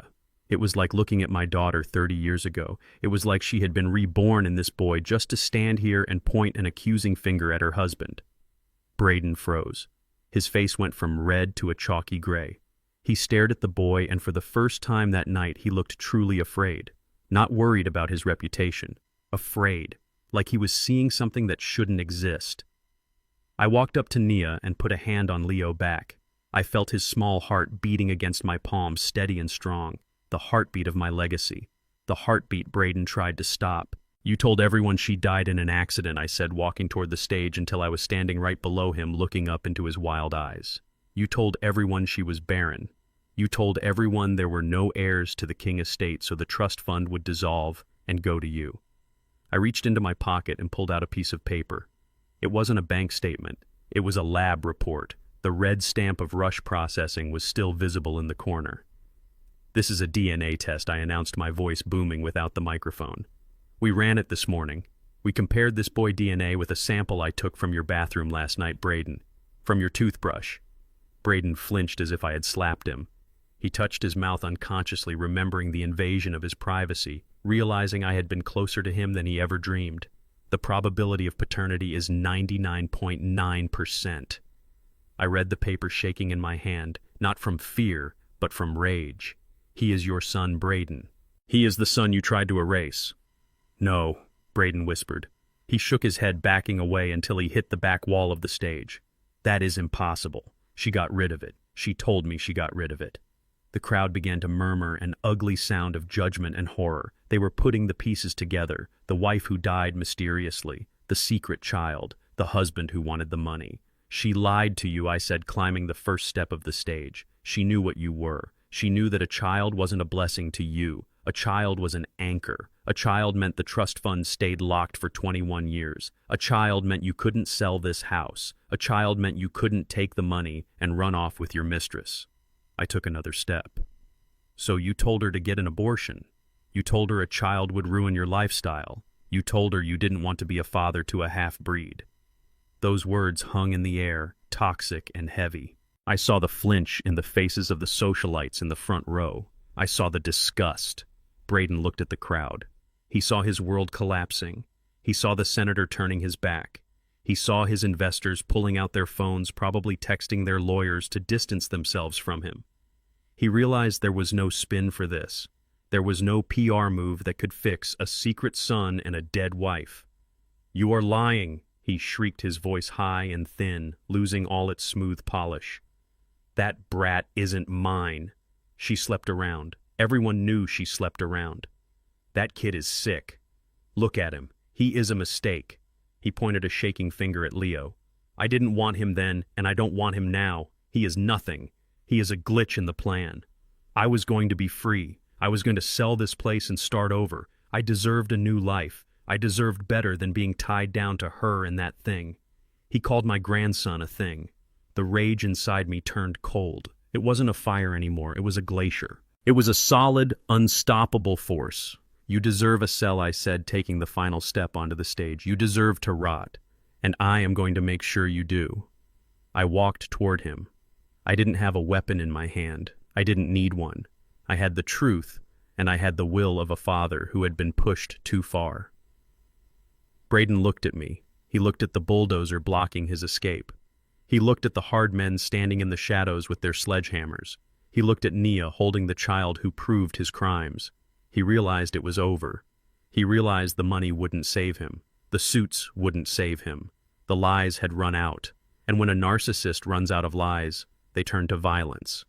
His face twisted. It wasn't the face of a man anymore. It was the face of a cornered rat.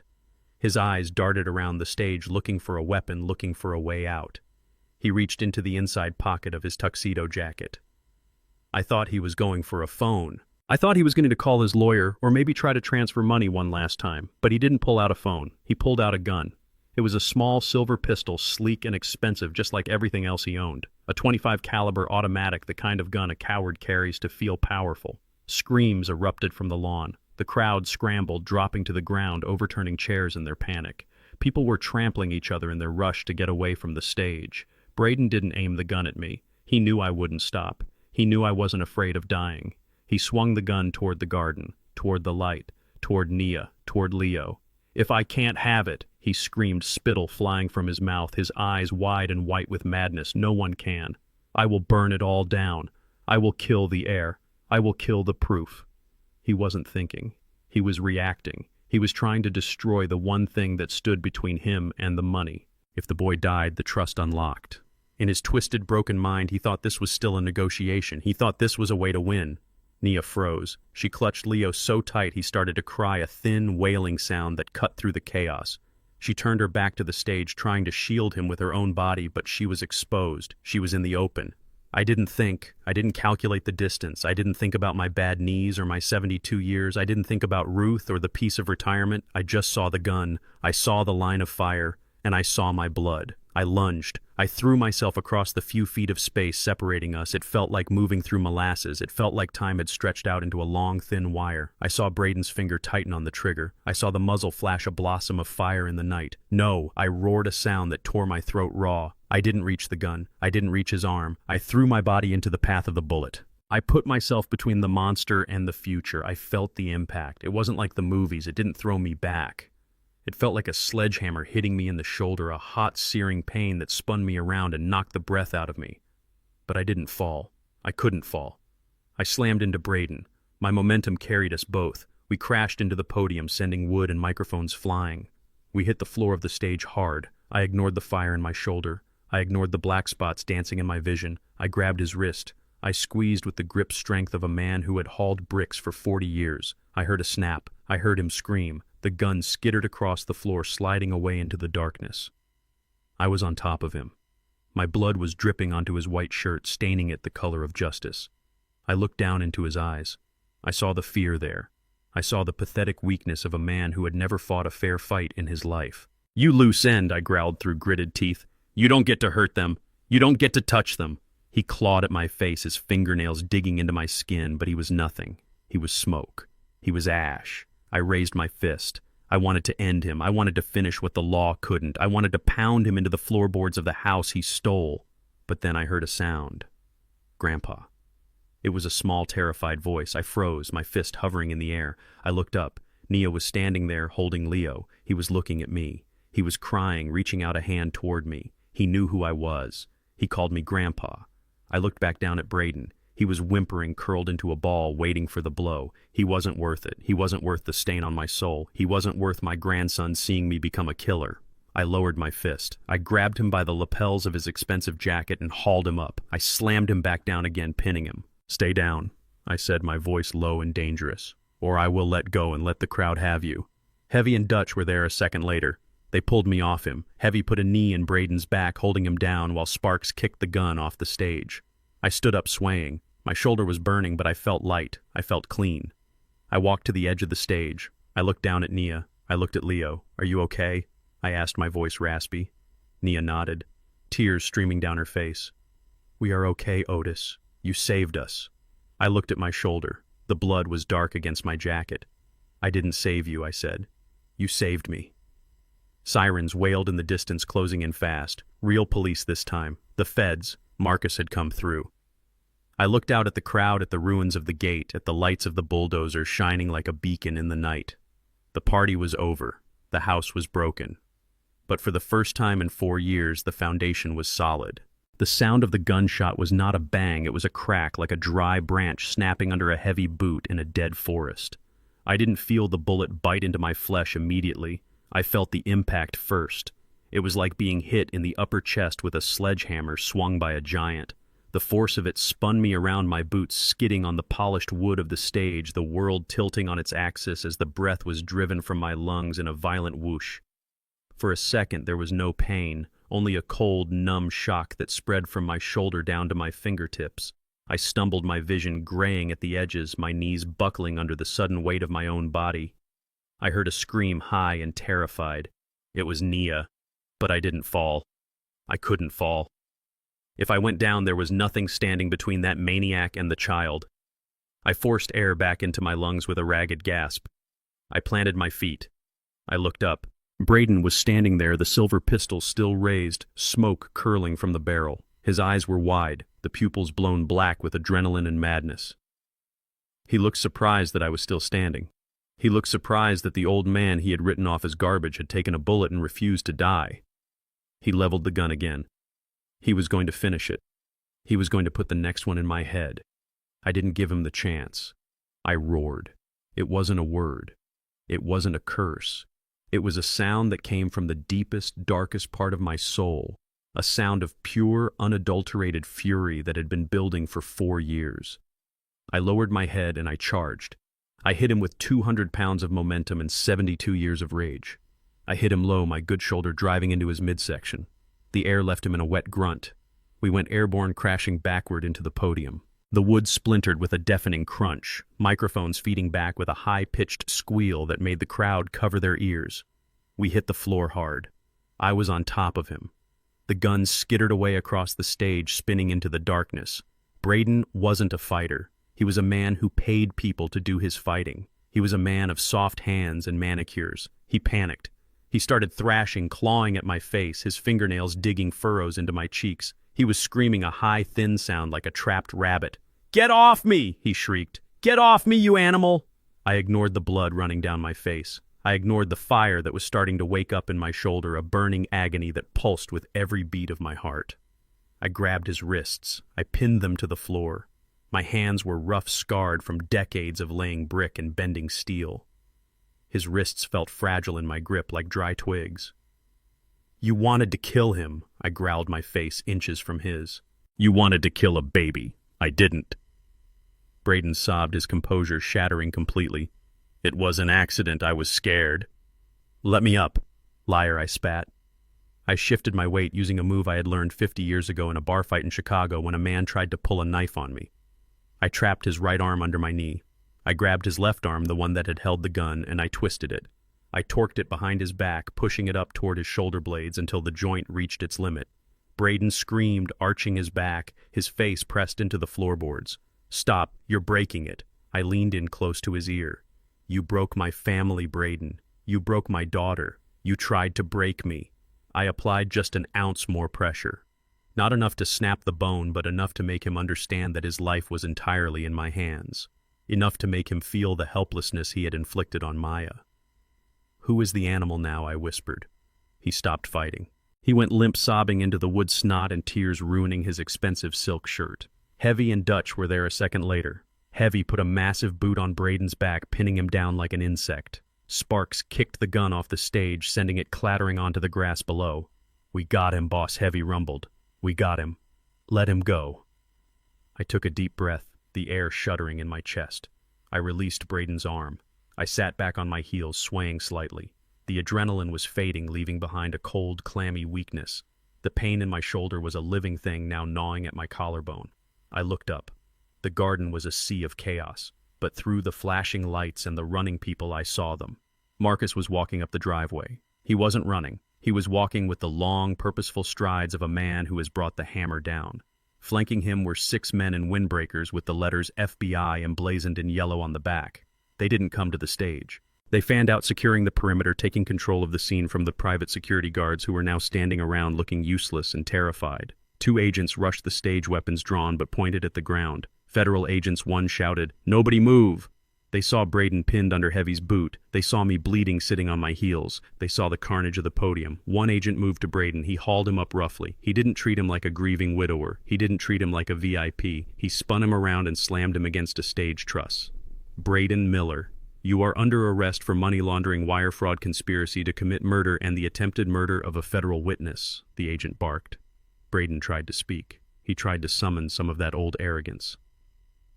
"Do you know who I am?" He sputtered, blood dripping from his nose. "I am a personal friend of the senator. This is a mistake. Call my lawyer." The agent ignored him. He slapped the cuffs on. The sound of the ratchets clicking tight was the sweetest music I had ever heard. "You have the right to remain silent," the agent said, spinning Braden around. They dragged him toward the stairs, and then the lights came back on.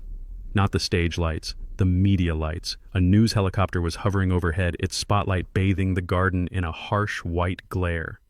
News crews who had been listening to the police scanners were pushing against the ruined front gate. They had cameras with telephoto lenses. They were broadcasting live. They caught it all. They caught Braden Miller, the golden boy of the Hamptons, being dragged down the stairs in handcuffs, his face bruised, his tuxedo torn, weeping like a child. They caught the investors in the crowd turning their backs on him, covering their faces to avoid being associated with him. They caught the total, absolute destruction of his reputation. He looked up at the cameras. He saw the red tally lights. He realized that this wasn't just an arrest.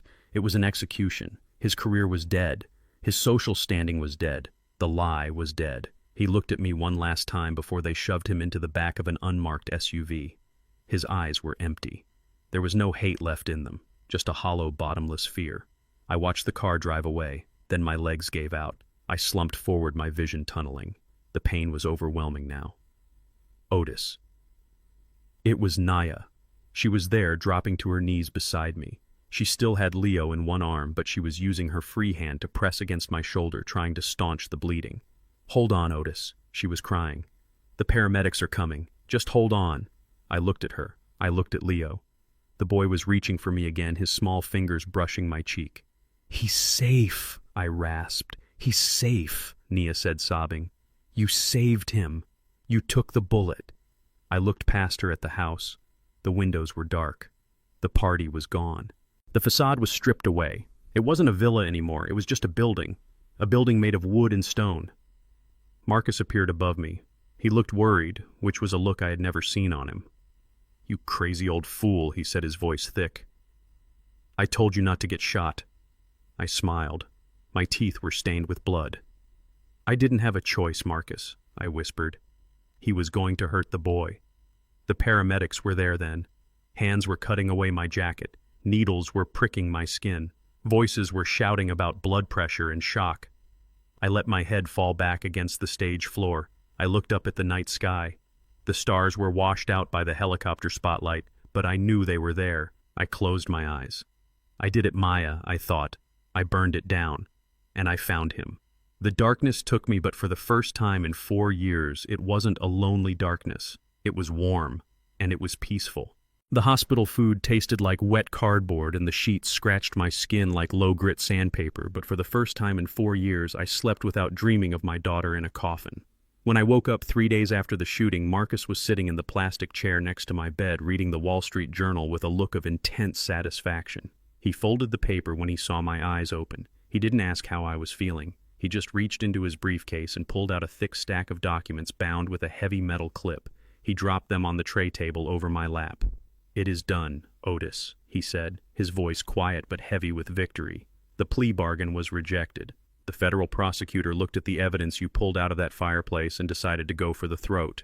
Braden is looking at life without parole, money laundering, wire fraud, conspiracy to commit murder, and attempted murder of a federal witness." I touched the papers with my good hand. My left arm was in a sling, the bullet wound throbbing a dull, steady rhythm, but it felt like a badge of honor, and the boy I rasped my throat dry. Marcus smiled. It was the first time I had seen him smile with his eyes and not just his mouth. The judge signed the emergency custody order this morning. The DNA test was conclusive. You are the biological grandfather and next of kin. Since the father is incarcerated and the mother is deceased, the court saw fit to place Leo King in the care of the only man who was willing to take a bullet for him. I let out a breath I felt like I had been holding since I stood in the snow outside the gate. I closed my eyes and let the relief wash over me. It was better than any painkiller in the IV drip. And the house, Marcus added. The deed transfer was flagged as fraudulent. The sale to the shell company has been voided. The asset freeze on your accounts has been lifted. The villa is yours, Otis, legally and completely. I looked at the ceiling tiles, counting the little dots. I had the boy. I had the house. I had the truth. "Get me out of here, Marcus," I said. "I have work to do." Recovery was slow. At 72, a bullet hole doesn't heal overnight, but I didn't have time to sit in a recliner and watch daytime television. I had a house to fix. When we pulled up to the gates a week later, the police tape was still fluttering in the wind. The wreckage of the iron gate I had crushed with the bulldozer was pushed to the side, a twisted monument to the night everything changed. Nia was driving my truck. She looked nervous, her hands gripping the wheel tight.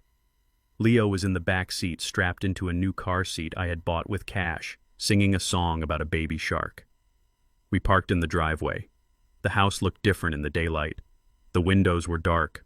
The lawn was torn up where the tracks of the dozer had churned the earth. It looked like a war zone. "It looks sad," Nia whispered.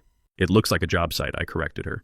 "And we know how to handle job sites. I didn't hire a contractor. I didn't hire a fancy design firm from the city. I made 3 phone calls. The next morning, Dutch Heavy and Sparks rolled up in their beat-up vans. They brought coffee donuts and enough tools to build a skyscraper. We didn't start with paint. We started with demolition. I walked into the living room, the place where Braden had held his court.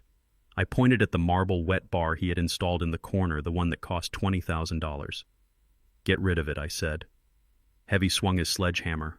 The marble cracked with a satisfying sound. We tore it out. We tore out the mirrored walls in the dining room.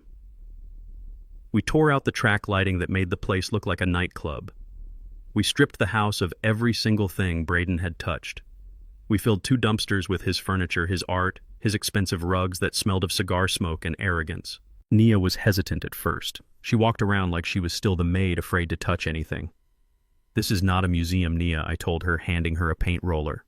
"And you are not the help. You are the lady of the house. You pick the color." She picked a soft, warm yellow for the kitchen. We painted over the cold, sterile gray Braden had chosen. We sanded the floors, removing the stains of the party. We brought in furniture that was meant to be sat on, not looked at. Big, comfortable chairs, a sturdy oak table, rugs that could handle a toddler spilling juice. We turned the master bedroom into a guest room. I couldn't sleep in there. Too many ghosts. I took the room down the hall, the one with the view of the garden. And we made a room for Leo. It was the room next to mine. We painted it blue. We filled it with toys. I built him a bed with my own hands, sanding the wood until it was as smooth as silk. I carved a little lion into the headboard. It took us 3 months. 3 months of sweat and sawdust. My shoulder ached every night, but it was a good ache.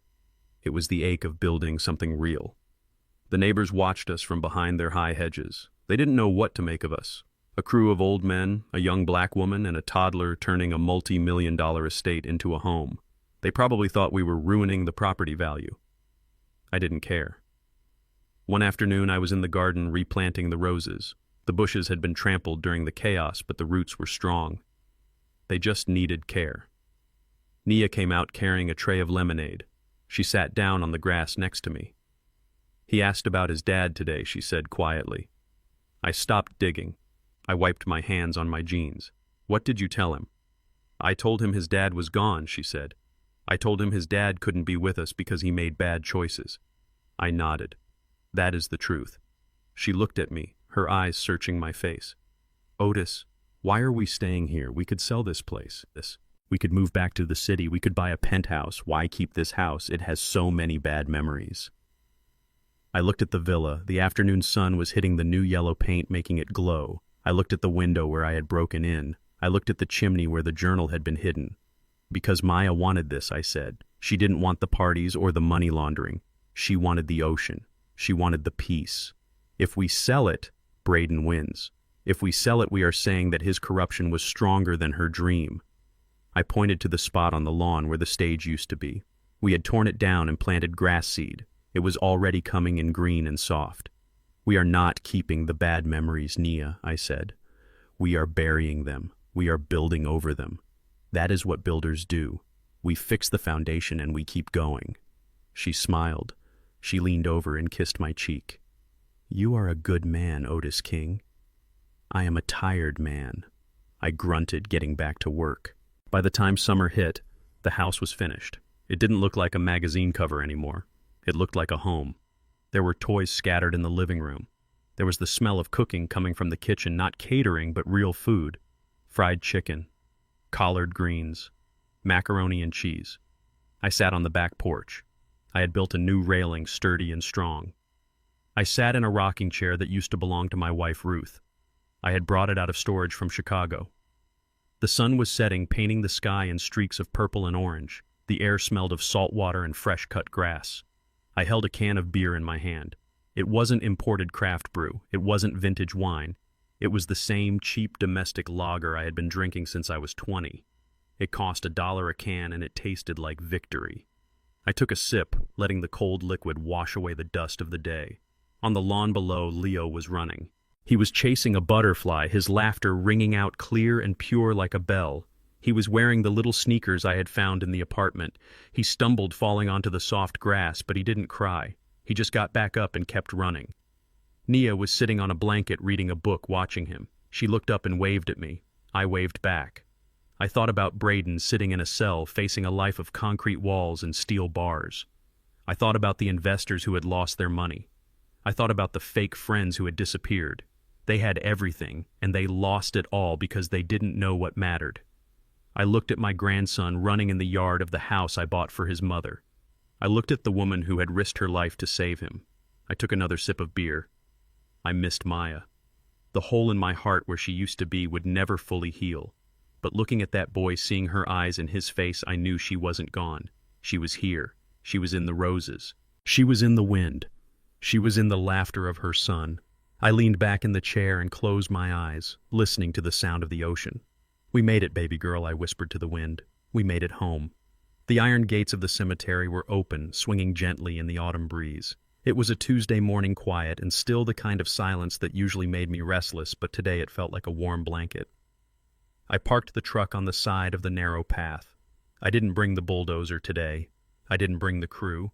I didn't bring the lawyers or the contracts or the weight of a federal investigation. I just brought myself. A 72-year-old man in a clean shirt and pressed trousers holding a bouquet of yellow roses, Maya's favorite. I walked up the small hill toward the granite headstone. It looked different than the last time I was here. Back then the grief was so heavy I could barely stand. Back then I was a man who thought he had lost everything. Now the grass was green and thick. The stone was warm under the morning sun. I knelt down, my bad knee popping, and brushed a few fallen leaves off her name. Maya King, beloved daughter. "Hey, baby girl," I whispered. The wind rustled the trees, sounding like a sigh. "I promised you I would fix it. I promised you I would find out why."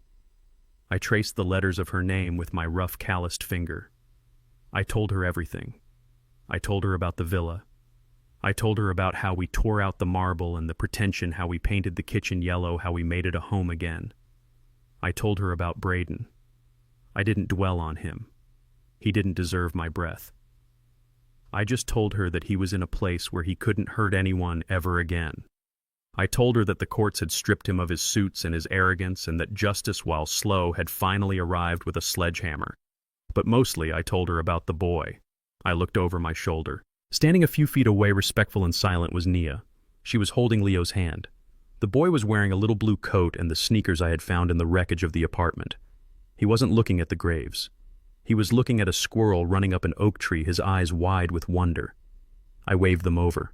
Nia hesitated for a second, then walked forward. She stood beside me, looking down at the stone.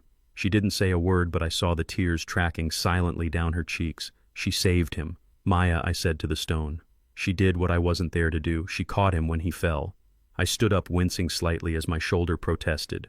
I turned to Nia. I took her hand in mine. Her hands were small, but they were strong. They were the hands of a fighter. "You don't have to call me Mr. King anymore," I said, my voice thick with emotion. "You don't work for me. You are not the help." Nia looked at me, surprised. "Then what am I?" I looked at the grave, then back at her. "You are the woman who saved my blood. You are the mother of this house now. You are family, and family doesn't have titles." She squeezed my hand, a sob escaping her throat. "Thank you, Otis." I looked down at Leo. He had let go of Nia's hand and was reaching for the roses I had laid on the stone. He touched a petal gently, careful not to crush it. Then he looked up at me and smiled. It was Maya's smile. It was the sun breaking through a 4-year storm. I reached down and picked him up. He was heavy, solid, real. He wrapped his arms around my neck and rested his head on my good shoulder. I smelled the baby shampoo and the fresh air, and for the first time in a long time, the hole in my chest felt a little less empty. I looked around the cemetery. I saw the rows of stones, the monuments to lives lived and lost. I thought about the villa in the Hamptons. I thought about the millions of dollars in the bank accounts. I thought about the land in Atlanta and the warehouse in Queens. For years I thought that was the legacy. I thought I had to build castles to keep my family safe. I thought if I piled up enough money, enough bricks, enough security systems, nothing could touch us. I was a fool. Braden had the castle, he had the money, he had the security, and he was rotting in a cell because he didn't have a soul. I looked at the boy in my arms. This was the legacy. Not the wood and the stone, not the view of the ocean. It was the blood in his veins. It was the memory of his mother, kept alive by the woman standing next to me. It was the loyalty of old friends who showed up with sledgehammers when I called. It was the truth. I kissed Leo's forehead. "We're going home, little man," I whispered. "We have a garden to water." I turned away from the grave. I didn't say goodbye to Maya. You don't say goodbye to someone who lives in your heart. I just nodded a silent promise that I would watch over them, that I would be the fortress she needed me to be. We walked down the path, the three of us, an old man, a young woman, and a little boy. We weren't a traditional family. We were something forged in fire, hammered together by tragedy and survival. We were stronger than anything Braden could ever build. We spend our lives building castles thinking they will protect the ones we love, but bricks and mortar cannot shield us from the wolves in sheep clothing. I learned that true legacy isn't written in a will or a deed. It is written in the loyalty of those who stand by you when you have nothing left to offer. Blind trust is a luxury no parent can afford. Protect your legacy, but more importantly, watch over the people who carry your blood. Evil often wears the mask of family, but truth like the sun eventually burns through every lie. If you enjoyed this story and want to hear more about how we fight back when life tries to knock us down, please hit that like button and subscribe to the channel. It helps us share these stories with the world. And tell me in the comments, what is the most valuable lesson you have learned about trust? I read every single one. Stay strong, and I will see you in the next video.